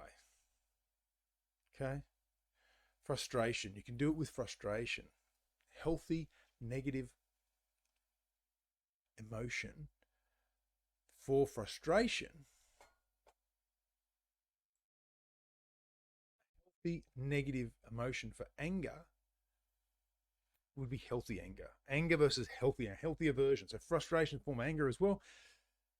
Healthy anger. healthy frustration, reduce. Because frustration, you don't want to get rid of it necessarily. It can drive you sometimes and be very beneficial. But you want to go healthy frustration. Now, that might sound a bit funny, a bit new agey, whatever you want to call it. But just give yourself that chance to breathe. If you've got a bottle of water, have a sip. Change your breathing a little bit. What do I have to be frustrated about? Now, give yourself the answers, but it'll start to minimize the pain points around that and help you to just see things with a little bit of clarity and a little bit of intention to help you to move forward through what you're going to do. It helps you to have a little bit of that unconditional life acceptance. Driving in traffic is crazy. People don't always obey the rules. People aren't always polite. People don't always share and do the things you want them to do. Now, you're faced with the situation now, and that's okay. But it allows you to move through it more full on. Now, if you have a frustration trigger point that you're always getting angry and frustrated all the time, or you've got a road rage issue where that's going crazy beyond, example might be following someone down the road way out of your way to try to intimidate or scare them, might be a problem. Okay. However, if that's the case, try and do that in a moment. Do whatever you can, relieve that. Okay. Ask yourself the questions, which we're going to get onto in a little bit. Is it helping? Is being like this helping? I'm going to get onto the 3 questions in just a minute we use to confront, but it's just getting you to that space to move forward. Okay, so the example's anxiety, of course, but we can use it across the board. This brings us to our next point, which is confront. Now you'll see confront, just like the bison butting heads, is where you get to confront what's actually doing, how you're actually thinking, and how to remove the energy out of what's happening for you, almost like magic. I'm not joking, this really can pull it out. I'll give you an example. Let's say we work in an office. Now, for some of you, I know it's a great idea. For some of you, it's hell on earth. You'd never want to work in an office, but walk into the water with me on this. Let's say, for example, you work in the old-fashioned cubicles. No, not the toilet cubicles, but they're not unlike them, where you just plug away and you've got walls either side to stop distraction, help you to focus. Now, there may not be a hell of a lot of these offices in existence anymore, but let's just, for the sake of argument, bear with me. And let's say you're the gregarious person in the office, and there's a spare spot next to you, and that person comes in day one and sits down next to you, and you turn to them and you say, "Hi, I'm Craig," insert your name here. "Welcome to the office. I'm so glad you're here. Please, if you need anything, let me know. Can I show you around?" You just start your normal spiel. And the person completely ignores you. You're like, stuff them. Anyway, you try not to let it bother you, and you might avoid them the rest of the week, might even stick your nose in the air and try to walk a different way past where they're sitting. The end of the week comes and you're catching up with friends from work, coffee or beer, whatever you have, at the end of your week, insert your beverage. You're having a bit of a chat and you go, I really don't like this new person that started in my office. They're and your colleagues, it's assumed they're from the same office. This person's incredibly rude. They ignored me. I went out of my way to help them and make them feel part of the place, and they haven't said a word to me since they sat down. I go, "Who are you talking about?" Point them out, and they say, "Oh God, do you realize that's the special needs new person with special needs? They're deaf. Of course they can't hear you." You imagine how that would pull that energy out from behind. You go from feeling full of yourself and upset to full of bluster to feeling a little bit sorry for them. This is the power of what I'm going to share with you can do. So let's go. The bison, confronting, how to pull it out. So we go back to our ABC model. Activators, beliefs, and consequences. So you know what an activator is. You know what adversity is. You've been there. You do it every day. You understand that we think and we feel and we behave. We respond. We have consequences of feelings, anger, upset, whatever that is. Behaviors, we might cry, we might yell, we might do one of a number of things. But now you know how to determine your beliefs. Acknowledge what you're feeling. Then ask yourself. Acknowledge how you're behaving. Then ask yourself, because of what? Gets you to the point. The next point is to dispute, to challenge, to take our thoughts on board and question them. That's a key. There's 3 simple questions we use to dispute. Now, you've got to make sure you're clear about what that is. All right. It's also important to know and to be clear that you have 3 rational preferences, and you understand that they have been challenged to such a point. So let's just look at the energy for a minute around this. It's not you that has been attacked, or maybe you that's been triggered, but how triggering works is that those preferences get influenced by that person, thing, event, setback, whatever it is, and they shoot up to these rational beliefs. Now, the way to bring them back down to where they need to be is to ask these 3 questions pretty much in this order. Now, there's many ways, before I jump into to do this. There's some 16 different types, and if you work on what's called an inference, which we talk about more in my program, there's actually 32 ways to dispute. Humorous, all different sorts of ways. But this is the simplest, easiest way to get started. First of all, ask, is it true? Is it true that that person who cut me off in traffic is a worthwhile, useless idiot? How would you even know if they are or not? They upset you, it must be so. If you accept yourself and others unconditionally, that starts to hold less and less weight, doesn't it? All right. Does it logically follow that when this person simply drives in a little bit at a time I'm not happy with, that I need to get angry, yell and scream and get frustrated? Does it logically follow? Well, it's not a big deal if you're in a rush and you think it's a bit rude and you beep your horn, maybe hit the steering wheel, maybe say a few words to yourself, whatever. But does it logically follow that you need to chase them for the next 200 Ks and scare them or intimidate them in any way? Third, is it helping to behave this way? Now, I mentioned, is it helping before? Is it helping?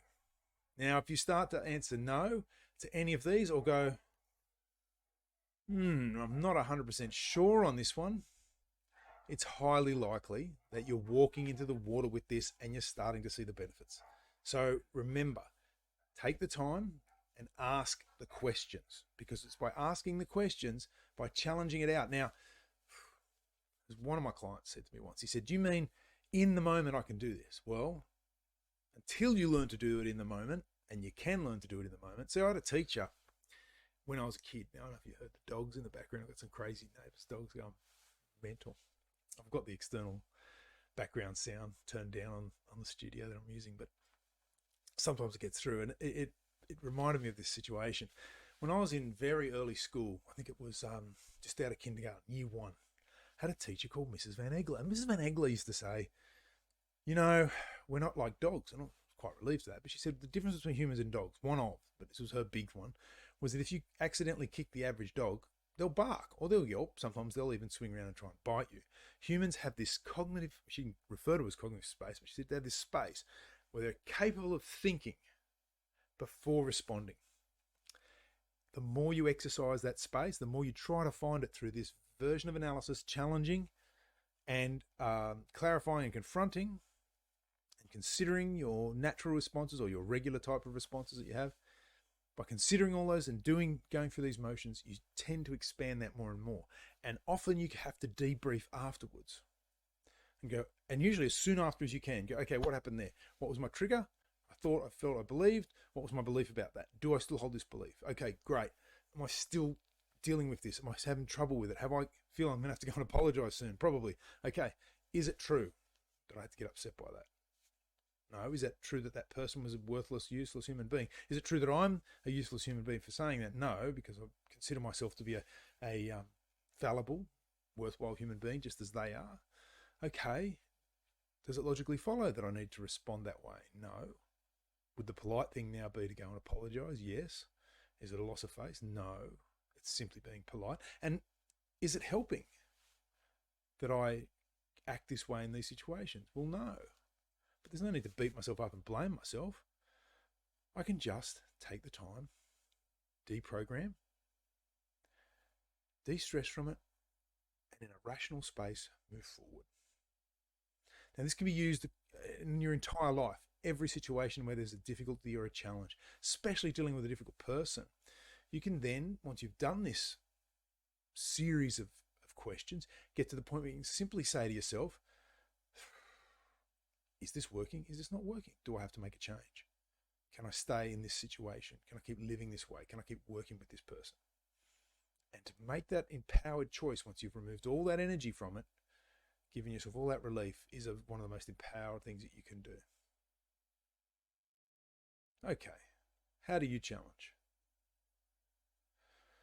one of the biggest things facing us, one of the biggest drivers for anxiety and depression in our modern life is shame, dealing with shame, and how we actually work through that. So one of the ways to challenge that, instead of simply writing it down, the questions, and working through it, which is a powerful, effective way to do it, is to immerse yourself in it. Now, not all emotions are negative, unhealthy, negative emotions give you this opportunity, but shame is a classic, and shame can lead to so many other difficult things.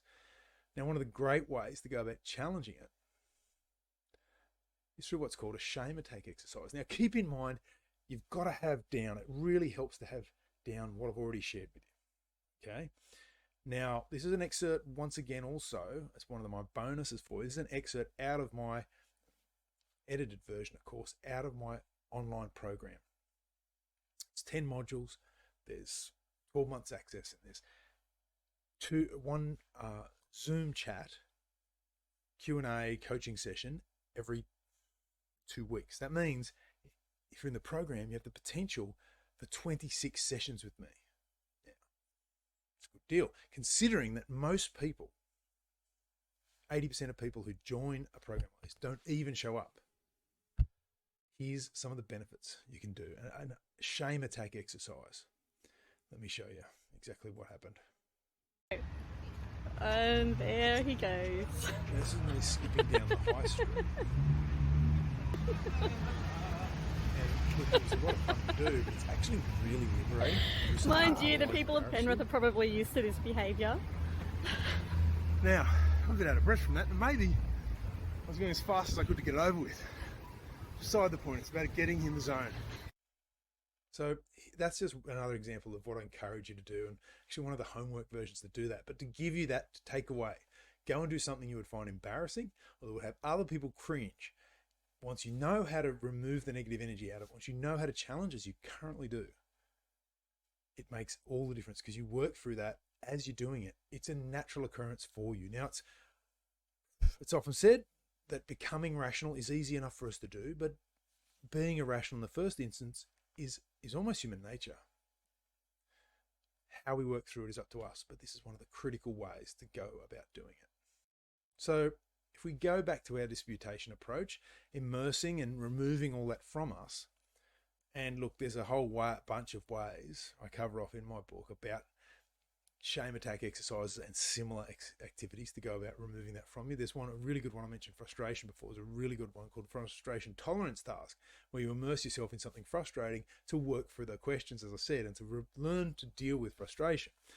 Unfortunately, not all unhealthy negative emotions have immersions, things that you can do, but you can improvise. You can do closed eye meditation and visualization, stuff like that to help you. But I highly encourage you getting out in the community and doing something like that practically. Now, in order to continue your challenge procedure, I encourage you then to enforce your preferences, which is the E of the ABC model, the ABCDE model, if you like.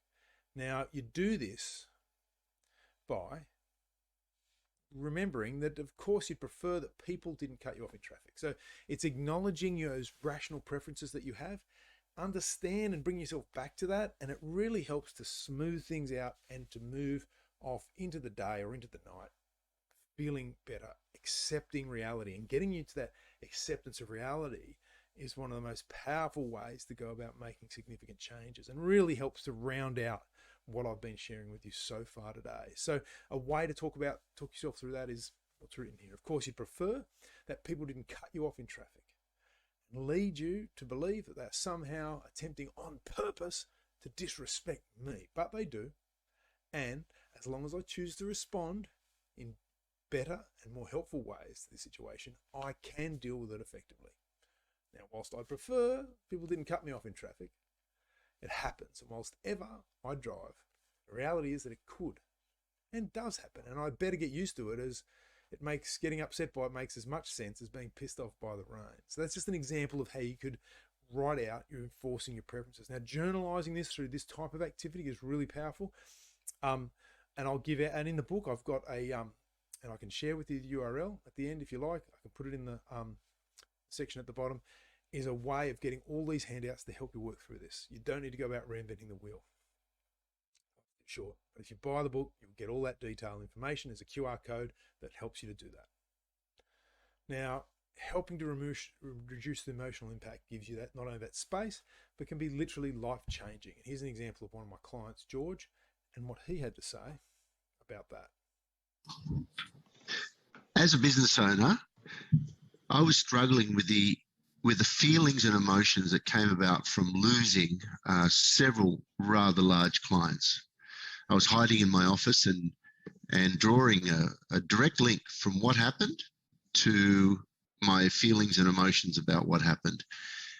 With the help of Craig and his expertise, he was able to show me how to separate the two and put an action plan in place to create a more dynamic response to circumstances, and one that wasn't based on feelings. So he helped me to turn around my business in a short space of time. I was really humbled to get that feedback from George, and working with him as we have over the years has been fantastic. And I look forward to working with George more into the future. Being able to do that, help you to get some great results, irrespective of what part of your life you're focusing on, whether it be business, personal, or relational. May I have permission to introduce my family and the system that I've developed that will help them to have psychological safety, to be able to feel free of judgment, either of themselves or from each other, and help them to be psychologically and emotionally successful and able to create happiness in their lives in a sustainable, long-lasting way, and also free to be able to create better mental health for themselves and those that they care about, and be able to influence people in that way. May I have that permission, please?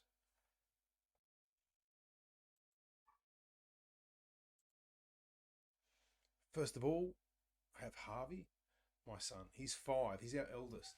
Light of our life, crazy boy.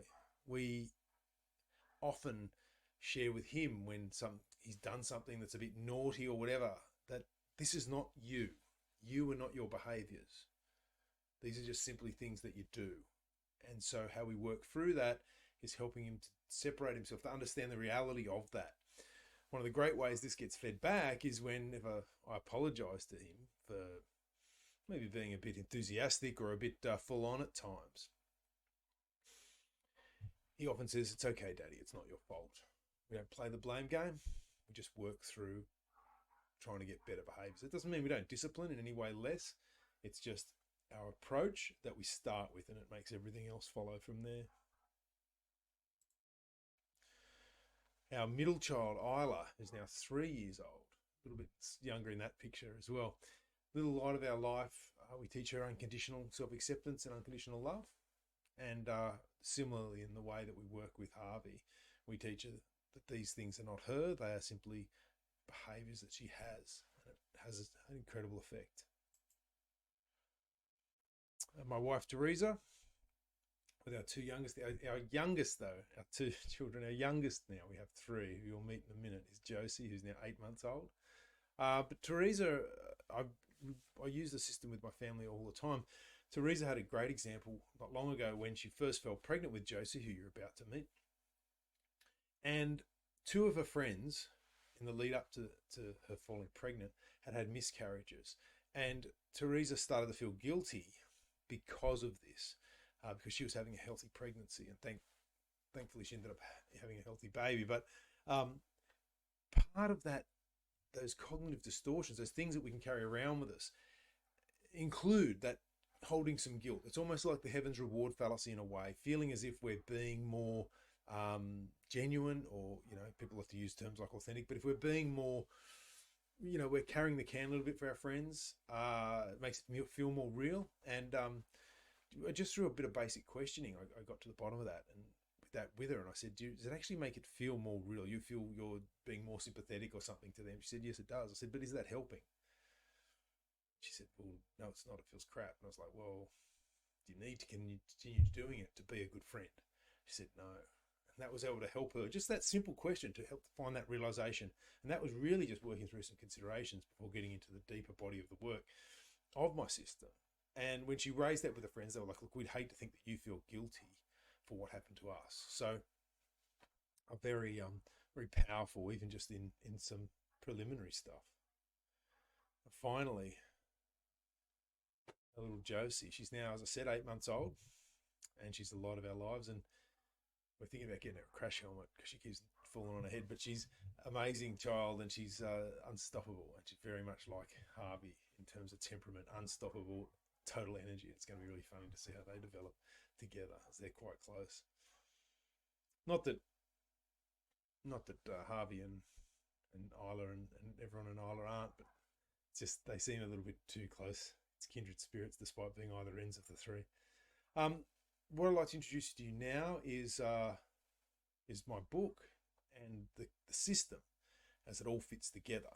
So, Reclaim Your Power, Creating Better Mental Health and Happiness for Life. Nice sunset there. It was a photo that we got done for an engagement shoot that we had. A 3-step guaranteed empowerment system. Consider, clarify, and confront, which I've taken you through, which you now know.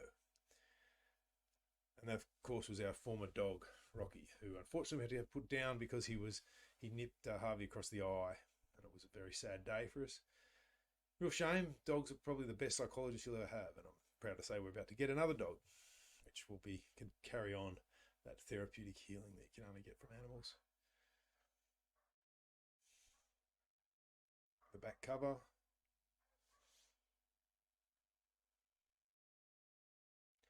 More depth into the consider, clarify, and confront. And that's also what we're using for the new covers to represent all of the system and the program. So that book's available. I'll provide a link at the end of this for you to go to if you'd like to get a copy. It is available on all the platforms, Amazon and everybody. But you can come through me direct, probably get a bit better of a deal, and I'll even sign it for you. But there's also a way to get a copy of that completely free, which I'll tell you about as well. This is the old cover we used to use, but I've kept that there as it's a visual representation of the system. Okay, there's 9 modules plus a bonus module. So it's got quite a lot of meat. There's 2 lessons per module. There's homework to be done. There's also a lot of handouts. Of course, the 2 ebooks, the first of which you get from just being on the call today. The second starts to delve, is an addition to the first, and goes into answering your questions that you may have around self-esteem, given it's such a difficult process for people to sort of unpick for themselves and how to get. So I start to answer a lot of that stuff, and both of those ebooks will form the basis of my next book on that subject, getting deeper into the unconditional self-acceptance, because it's such a vital piece. Obviously, you got the handouts there in terms of the various pieces that allow you to get a start point and to be able to measure your progress throughout, such as an unconditional self-acceptance questionnaire, unconditional life acceptance, frustration tolerance worksheets, and so forth. So I work with a lot of these types of metrics to help you, for those who really like to measure their progress and see how they're relating and handling as they work through the course. Don't just take my word for it. This gentleman's name is Warren Greenup. He came to me at 71 years of age. In the 18 months prior, he'd attempted to commit suicide on 2 occasions. Thankfully, he'd stepped back from the abyss. He'd spent some time in some facilities to help him get to a better place, and we worked together. And he found the process quite good of working with us. Is what he had to say. Hi guys, Warren here. I've recently completed the Reclaim Your Power program conducted by Craig Ball, and I've enjoyed it, and it's changed how I think, and certainly changed parts of my life. Craig, who is very knowledgeable on this subject, but I would recommend it, and I would say be a man and just do it. Yeah, it was great to work with him. He was an incredible guy and really got massive amounts out of the program. Here's all the things that he went through and completed, and also the Zoom calls. Back then it was a 9-module program, so we did 9 module Zoom call for each module. It's now expanded the program. We now have an additional bonus module on top of the 9, plus I do Zoom calls rather than try and organize everybody and the logistical nightmare to say, okay, where's everybody up to? And every time do a call and try and fit that as a group. We do a fortnightly call.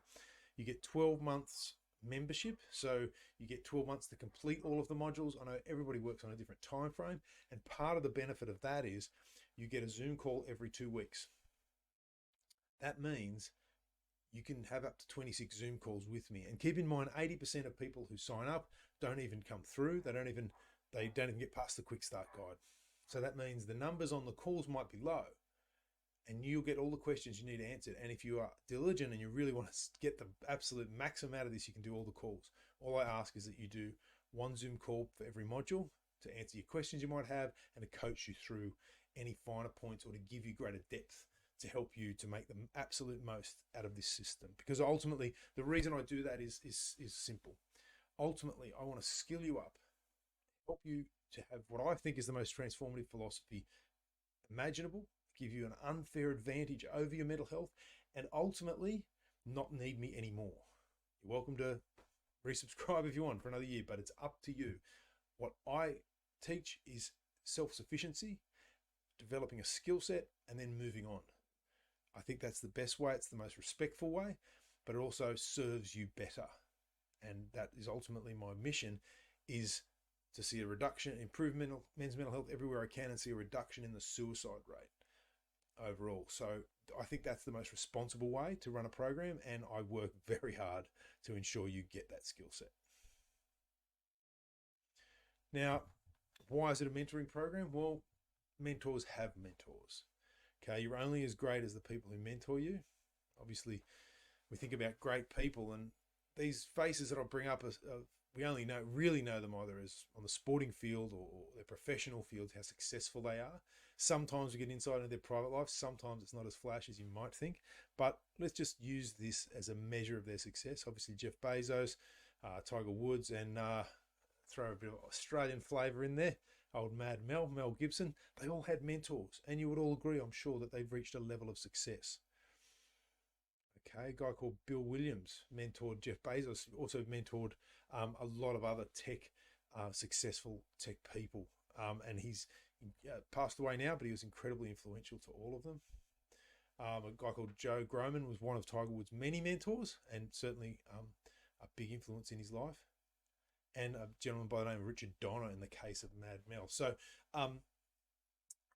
it's the pattern I'm setting up here is that it's important to get mentored. And how that differs from a coach, because I mean everyone's a coach these days, I think a mentor is there to guide you and assist in that approach as you do the work. I know coaches are going to be that can have a different approach to that, but I find the mentoring and knowing the right questions to ask and seeing those things within you, trying to draw those out, is very much more the mentor experience I've had throughout my life and what's worked for me. And I'm confident that that's what will get you the best outcomes. Okay. And it also allows you to come and go within that 12 months to have those Zoom calls as you see fit. Keep in mind, my only request is that you please do your best to do one for each Zoom call, because you're only going to get the most out of it that way. And you'll obviously get more if you can attend more. I offer a 100% risk-free guarantee. All the risk is on me. A lot of programs offer nice short little guarantees. I offer a 365-day, 100% money back guarantee. That's correct. However, it's conditional. You have to do all of the homework, sit through all the lessons, do all the homework, submit it to the Facebook group, and I'll show you about it in a sec. Attend all of the Zoom calls. Now, all of the Zoom calls are, like I said, one Zoom call per module. Okay, so 10. You need to be able to demonstrate all of that. And if at the end of a year, if you're not happy with the results that you were able to achieve from our time together, you can apply, demonstrate what you've attended, and if it's up there, we'll give you your money back. It's no problem whatsoever. The risk is all on me. Now, bonuses, you've already seen a bit of insight into how we work on overcoming shame through a shame attack exercise. You've also looked at how we manage frustration through frustration tolerance activity, and obviously things like the anxiety hacks. There's plenty more of those types of things involved. We go into greater depth about how to understand shame and why you need to work through it, ways to do it, ways to consider what's happening, with examples that are common, such as, think, for example, you're at a pub and you are a little bit more emotional than you might otherwise feel comfortable with. Okay, that can be a cause of shame. What are some of the other ones? All right, we try to work through some common examples to give you more and to understand what shame actually is versus embarrassment, how they're linked, and the ones we make inferences, obviously, about what happens to us and what people think, and whether we've let a group down or whether they're going to socially ostracize us or make us the pariah or make us an outcast because of something we think we've done. Often it's an over exaggeration and we haven't actually tested it against any sort of objective reality, which is often our biggest problem. Have you seen already how to overcome shame? We've got the shame attack exercise, dealing with frustration through driving, and of course that anxiety hack, which I showed you earlier. So there's plenty more, and you just, honestly, they're the 3 big bonuses straight away. And these are bonuses I've already given you insight to today, so you could probably start cracking on with them straight away and start getting some benefit. I'm completely open with giving, and it's really my commitment, as I said, to men's mental health and the mental health of men, and reducing that suicide everywhere, that I have no problem giving away what I can. Okay, so what I'd now like to take you through now is what we are offering to help get you what you need to understand how to go about working with us with the program. So what is the program all about? What does it involve? So as I mentioned, Reclaim Your Power Online, it's a 12-month mentorship membership to learn at a deeper level how to consider, clarify, and confront.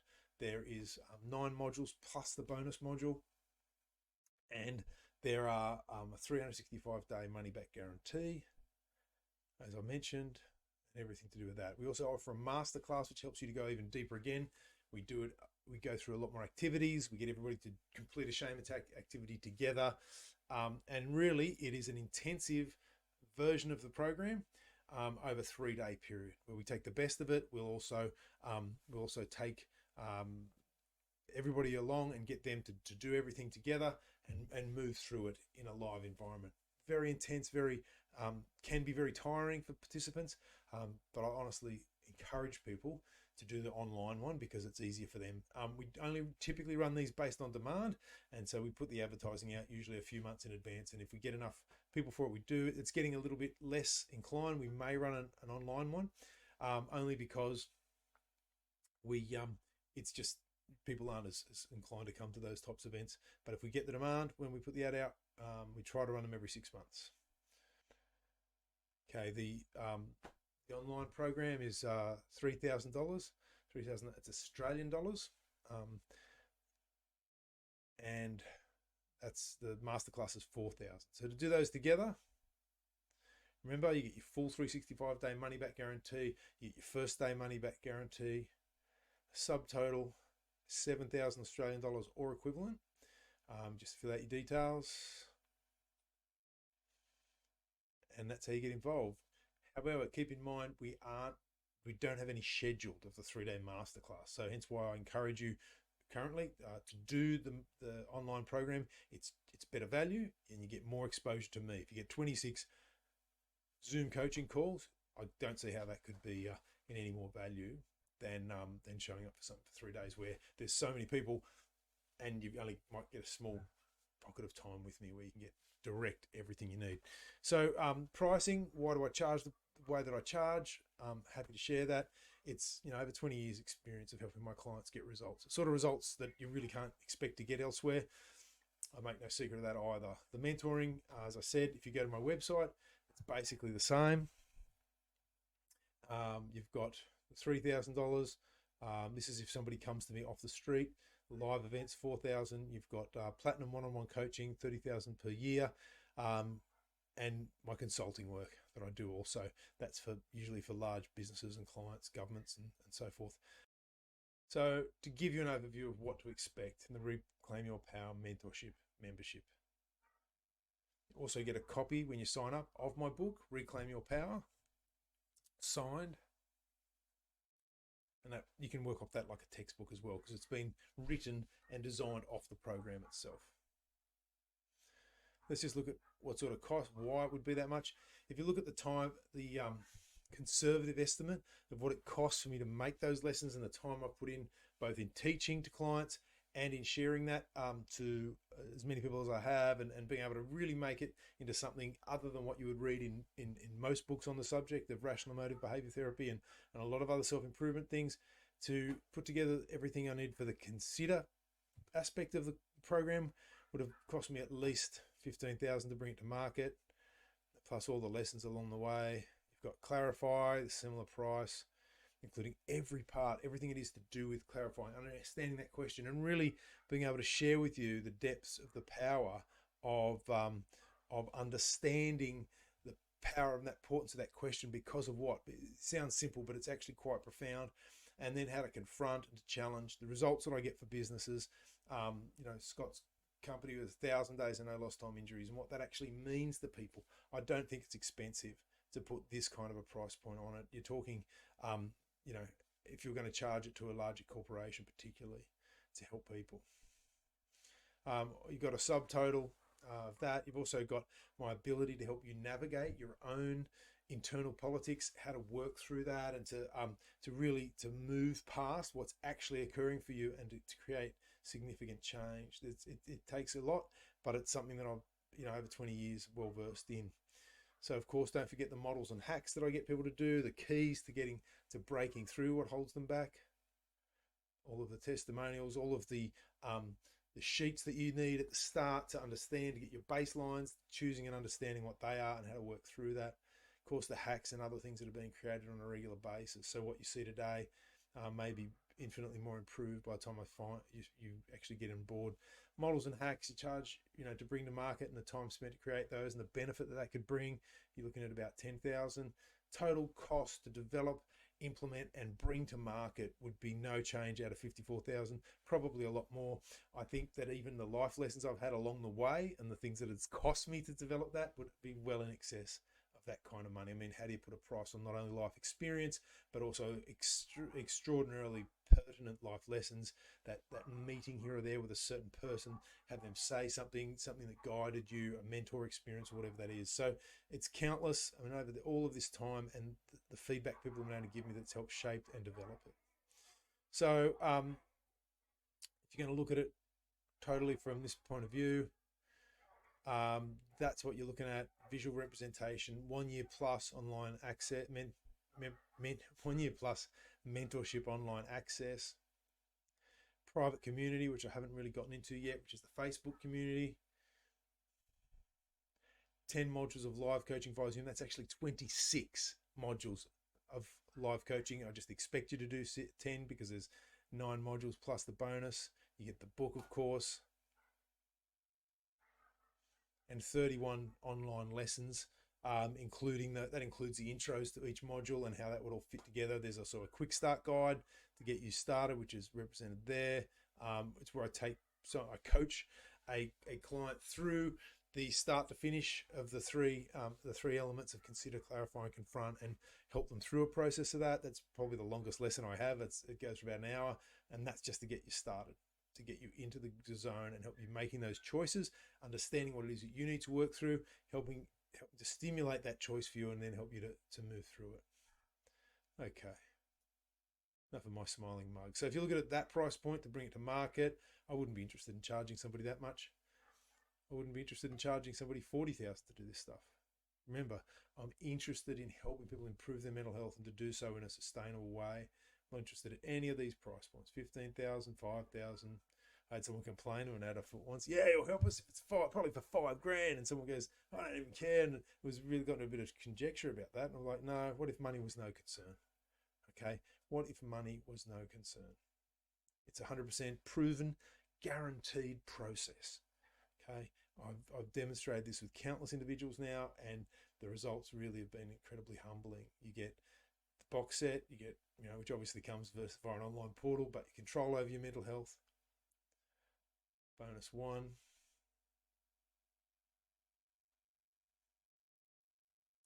Increase levels of happiness. Operationalize your values to serve you, to ensure that you're getting the most out of them, as opposed to the other way around. Or junk values, even worse, that society pushes us down, that really distance ourselves when valuing such things as other people's person, their company and so forth is, really getting in tune with the values that matter most. Plus you get a few to choose from. Accepting yourself and others unconditionally would seriously decreases your levels of stress, helps you to appreciate what other people's bring to the table. It does require an optimistic outlook, but not a delusional optimistic outlook, and helps you to move through life in ways that really only seek to serve you. Increase clarity over your emotions and understanding that it's a belief about something that drives that can make a significant difference. Better version of yourself ultimately as a more calm, more sustainably rational and happier person, capable of slowly increasing their capacity for happiness. I don't know what else offers that, to be perfectly honest. Advanced techniques for lasting change, and learn to coach and support others in a way that's not like being a pest to them. You know, like there's a lot of people who go to things and like, oh, I'll use this on you, I'll try that on you. It's nothing like that. It's like something as simple as what appeals to people's just general way of thinking and how to move through that. So, if you make all the moves with 1 year access, including the new modules as they're developed, I've got a couple more modules coming, plus a 365-day guarantee, it can easily transform your way of thinking. It's one outcome. Open yourself up to greater levels of happiness. Utilize strategic and tactical ways of thinking, knowing the difference between the two and how to implement. Develop an unfair advantage on life, particularly when it comes to unconditional self-acceptance. Get your mental health back on track. Reprogram your unhealthy negative emotions, utilizing the healthy negative emotion version in order to then address it and bring in positivity to help you to maintain and to deal with that. 26 Zoom calls, okay? I've got 9 there, it needs to be updated. Redevelop your personal philosophy. Remember, you've got a philosophy whether you realize it or not, and it's about how do you go about doing it, hence the length of the course and the fact that it's something to do, hopefully for you each week, depending on your schedule. What if money was no concern? Now remember, there's 3 mission critical moves that I need you to make in order to get the maximum out of it. And that is assignments. I need you to do the homework and upload them. Engage and upload those into the Facebook community. Share them, and if you can, offer support to others, likes and positive comments, but also seek answers to any questions you've got in between the Q&A sessions every 2 weeks. This is my absolute guarantee. Now, you see that money behind me. If you're not from Australia, that's Australian pesos right there, so it's even cheaper for you. You get 100% money back guarantee. Remember, within 365 days, if you make all of my moves, attend all the Zoom calls, remember, not 26, but 10, do all of the homework and complete all of the lessons and are not completely happy with the result. I've never had a single failure when people have made all of the moves, my very, very simple moves, the 365-day money back guarantee. Okay, all the pressure's on me. The onus is completely on me. You know, you pay with a credit card. You don't, you know, the discounts you get and the benefit you get of that is completely, all the pressure's on the vendor. If you think it's on the purchaser, think again. It's on me, and then it's on me, of course, to help you get a result, which is can be a bit of a heavy lifting. So here's where you can go and have a look. If you go to changeseminars.com, okay, and you go into training programs, here's where it takes you to the men's mental health and empowerment page. Okay, you got all the 31 lessons. You go read through what they all are about, and it gives you some detail around them. You can look through all the various parts. We release a module every week for those that want to work faster. If you want things released quicker, we can do that also. It's really tailored to you, and that's the price. When people find us online, people that haven't come through the webinar, that's exactly how we run it. Okay, and that's where we go to purchase. So I'll show you about that. Now, if you're interested, you want to get involved, I've taken you to quite a degree at this point. We've shared quite a lot. If you're interested in getting involved, and I imagine by now you're starting to think, okay, where do we go for this? And how you get there, if you want to get there straight away. See this logo? You'll see the logo below in the replay section down here, or the automated webinar section. You'll see that logo below. Just click on that and it'll take you through. Now here's where it takes you through to. The application for acceptance. Now, it's a fairly simple application process. There's only a couple of questions to answer, but you need to answer the questions in order to get accepted into the program. It's pretty easy, but it gives us just something to start with to enable you to get access, to ensure that we're working with the right people, to ensure that we're the right people for you. Myself and my team. I do all the onboarding myself, so we'll get to meet. and have a discussion about what your needs are, which is probably the most important part of this. And also to get you ready for what's coming. Start with your email.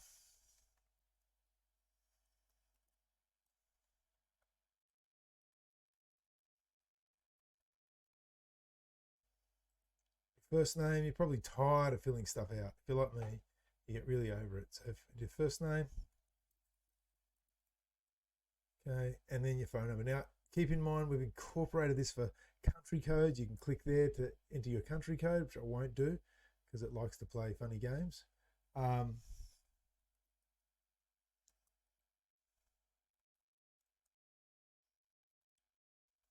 it's also responsive to putting gaps between your numbers where it's applicable to.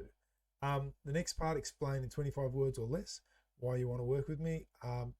Gives us a good idea of your intention. Okay. So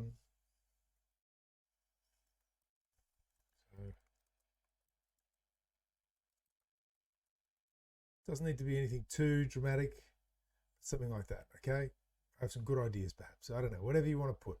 Now, I have mentioned to you the price already. However, there's an executive decision code that I'm going to give you at this point. And this executive decision code is important because it helps you to achieve the discount, which I'm going to show you in just a minute. It's a substantial one. So the executive decision code is CBED, Craig Ball Executive Decision. You go down here and click on the application, submit application. This will bring you straight through to here, provisional acceptance. Congratulations, you've been provisionally accepted. Now, all you need to do is click below to secure the discount. So click on the blue button, get Craig's Reclaim Your Power, and it'll take you straight through to here, the checkout. Okay, it's timed. The timer will click count down. A normal application like you'd expect, but please keep in mind, take note of the email and password that you put in, and the password username, and the password. Now you can use an email for a username, that's fine. That username and password isn't like your typical store you go through. They just want you to be a member of the store, so they've got your details on file.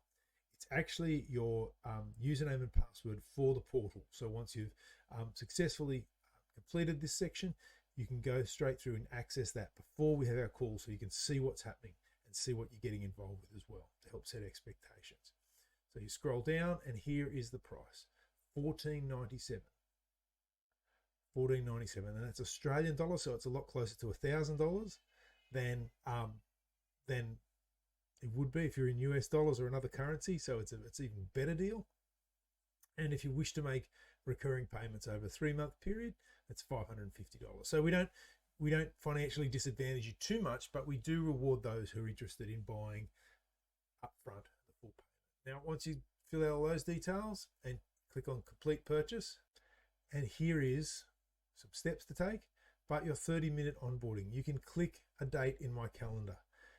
It's a direct link to my Calendly, and it tells me exactly when you can click in.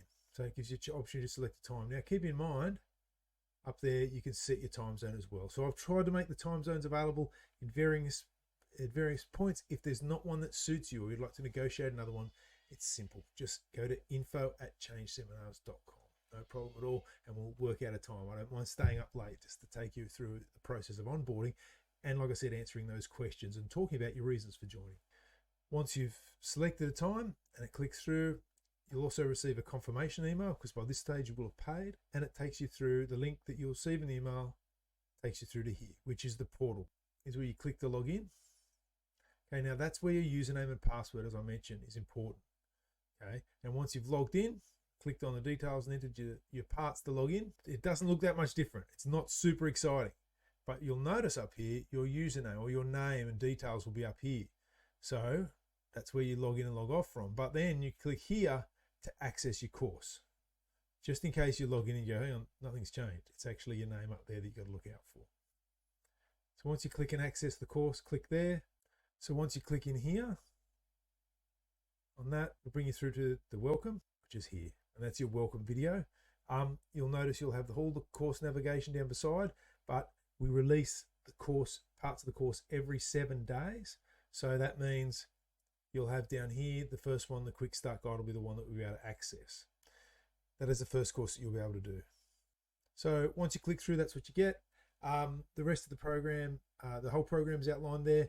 You'll be notified of the Zoom calls, which are every 2 weeks, and that we do Q&As and answer questions and help you get the most out of it. And that's part of the reason why I encourage you to take a good 2 weeks to work through the program, prevent any overload. I know you've got busy lives, and that's the way it's been developed. So just remember, click down here to get through to the application as I've shown. So that's where you have to go to. It takes care of the whole thing. But now, if you take action within 20 minutes of this webinar, okay, now I can see the timings, I can see when you clicked on, clicked off, all that stats.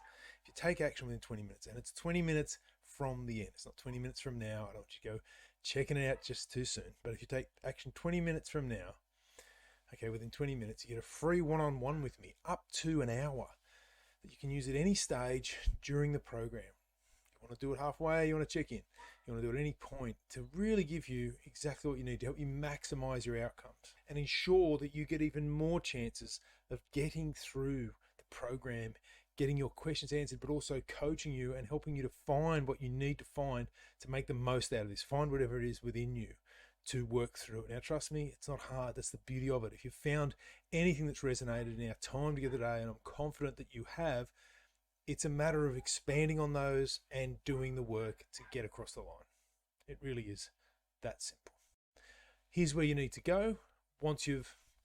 This will be sent to you an email once you successfully sign up and we've finished the onboarding. You'll get the Facebook group, which is facebook.com/groups/reclaim your power online mentoring. And that's your support email, support@changeseminars.com. Any questions you have at any stage through the process, anything, log-ons, everything works, of course. But if there's anything that you want to know a little bit more about, that's where you go. And, it's really quite simple. Okay, now we're going to look at some limiting attitudes and beliefs that people might have that might be slowing them down in making a decision or preventing them from taking action today. Because like I said earlier, my ability to help you navigate your own internal politics is what we're going to talk about. For some of you on the call today, there might be some things holding you back. You might be holding it back on yourself. These might be constant habits, or a little bit like our friends, the cognitive distortions or unhelpful patterns of thinking that are slowing your progress from moving forward and giving you the best shot of us working together.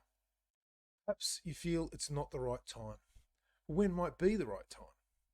Is there ever a right time to do these things? Not now, when? If not this, what? If not me, then who? John F. Kennedy, Martin Luther King, and Mahatma Gandhi. They all said the same thing. Not the right time?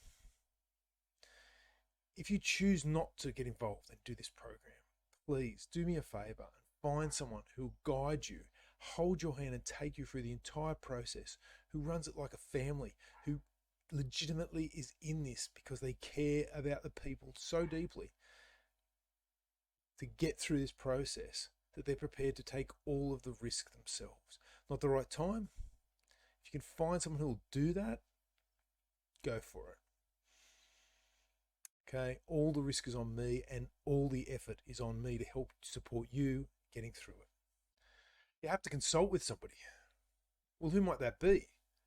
I understand that. I've been through those processes. I've had clients who have to consult with somebody. One client going on here, he said, look, I've just got to confirm with my wife that she's not going to remind me about it for the next 15 years that I spent this money and got involved in this program. You have to consult with somebody. Well, who might that be? If it's not something as simple as ensuring that you can do it, ensuring that you just have the funds available, whatever that is,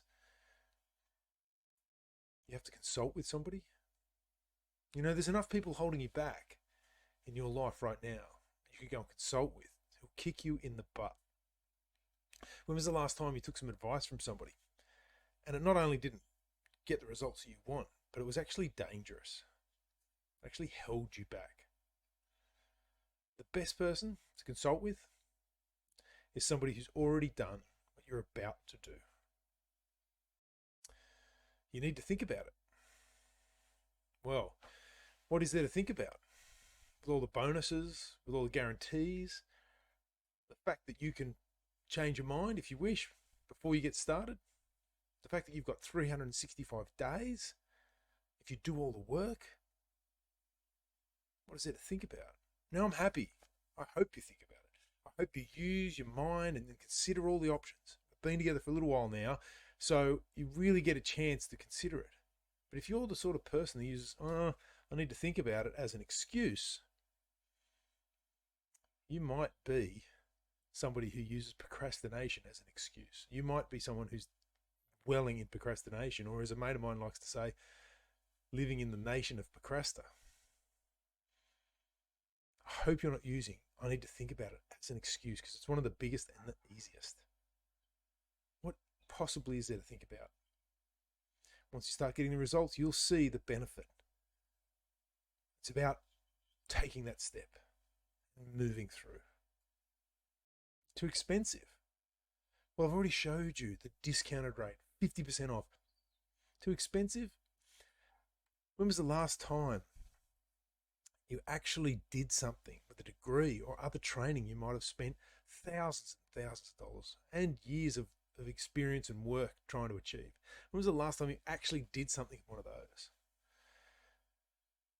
Too expensive? Even with the payment options. Is it too expensive? You don't feel that you're worth it? To put in the time, to take a considerable effort to improve your mental health and increase your happiness? Too expensive? See. Can I do it? Can I do it? The leap of faith, the not knowing if you're capable of it. It's really simple. It's no more complicated than we've already taken you through. There's just more elements to what we did. I've been teaching this stuff for 20 years now. And if somebody actually wants to get the results, they can do it. I've come to the point now where I've started to believe that everybody can, if they want to. The only thing stopping you from doing it is you. Can you do it? I think you can.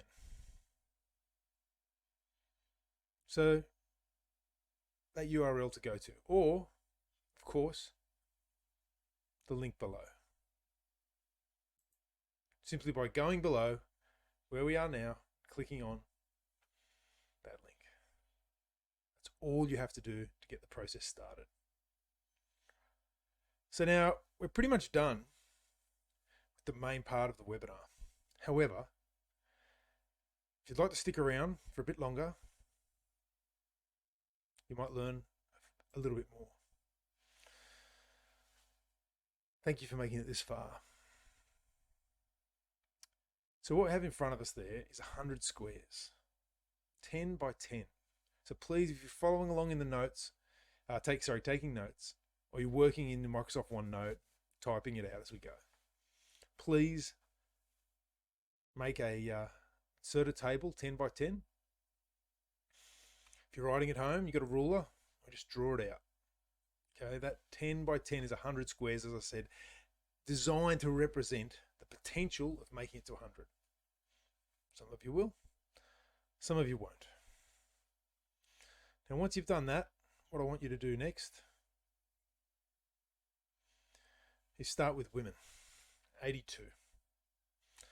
Now, according to the actuarial tables and the death records and what the insurance companies tell us, most women in the Western world live to the age of 82.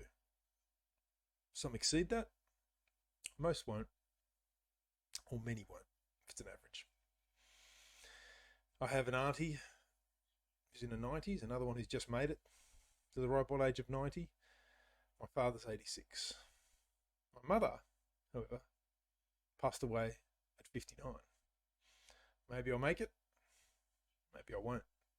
You might be in a similar boat. And once you've done that, I want you to blacken out that many boxes.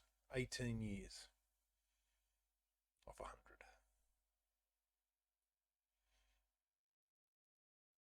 Next, men, 78. Men don't live as long as women. On average, 4 years less. Like I said before, some will make it, some won't. Block out another 4. Next, and I did this, I haven't updated the slides. I did this when I was 47. I'm now 48 by this recording. So put your name above that and your age. I want you to block out all the years to include, to work out your age. Now, keep in mind, sleep, the actual conscious time you have left. Look at the amount of sleep there is. Cut out another 25.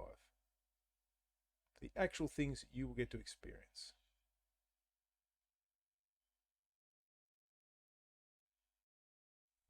And then black out the whole amount.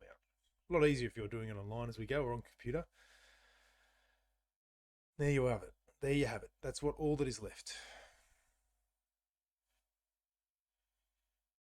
You've got to ask yourself a question.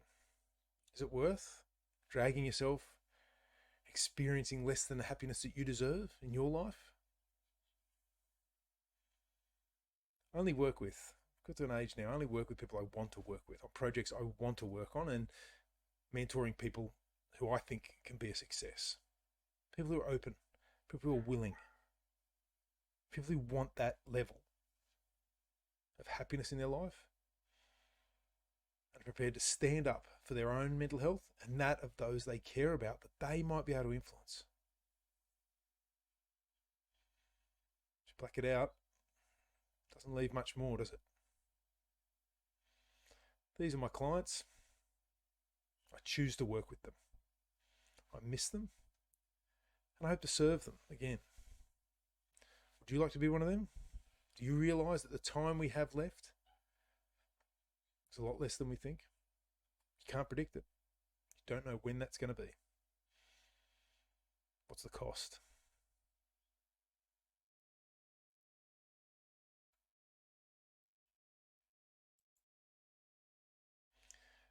Just a little perspective for you. Remember, helpmereclaimmypower.com/go, or the logo below. I want to thank all of you for coming this far, for learning what there was to learn from me today. Normally I'd go into Q&A, but we record it. So please, my gift to you from today is go and join my Facebook group, Men's Mental Health Transformation, and send me your questions there, or look me up on Facebook, Craig Ball, Men's Mental Health Speaker. And have any questions you have, send them to me, and I'll get back to you as soon as I can. Thank you so much. If you click below right now, you can take advantage of the offer. If you'd like to get a copy of my book, just to read more about it, perhaps decide another time, you can reach me on all the platforms, all the online bookstores, but if you'd like a personally signed copy, reach out to me at info@changeseminars.com. Thank you very much for taking the time. Thank you very much for your time and your attention, and taking and making the effort to try to improve your mental health in some small way. I trust that the things that we've covered off today will help you to do that.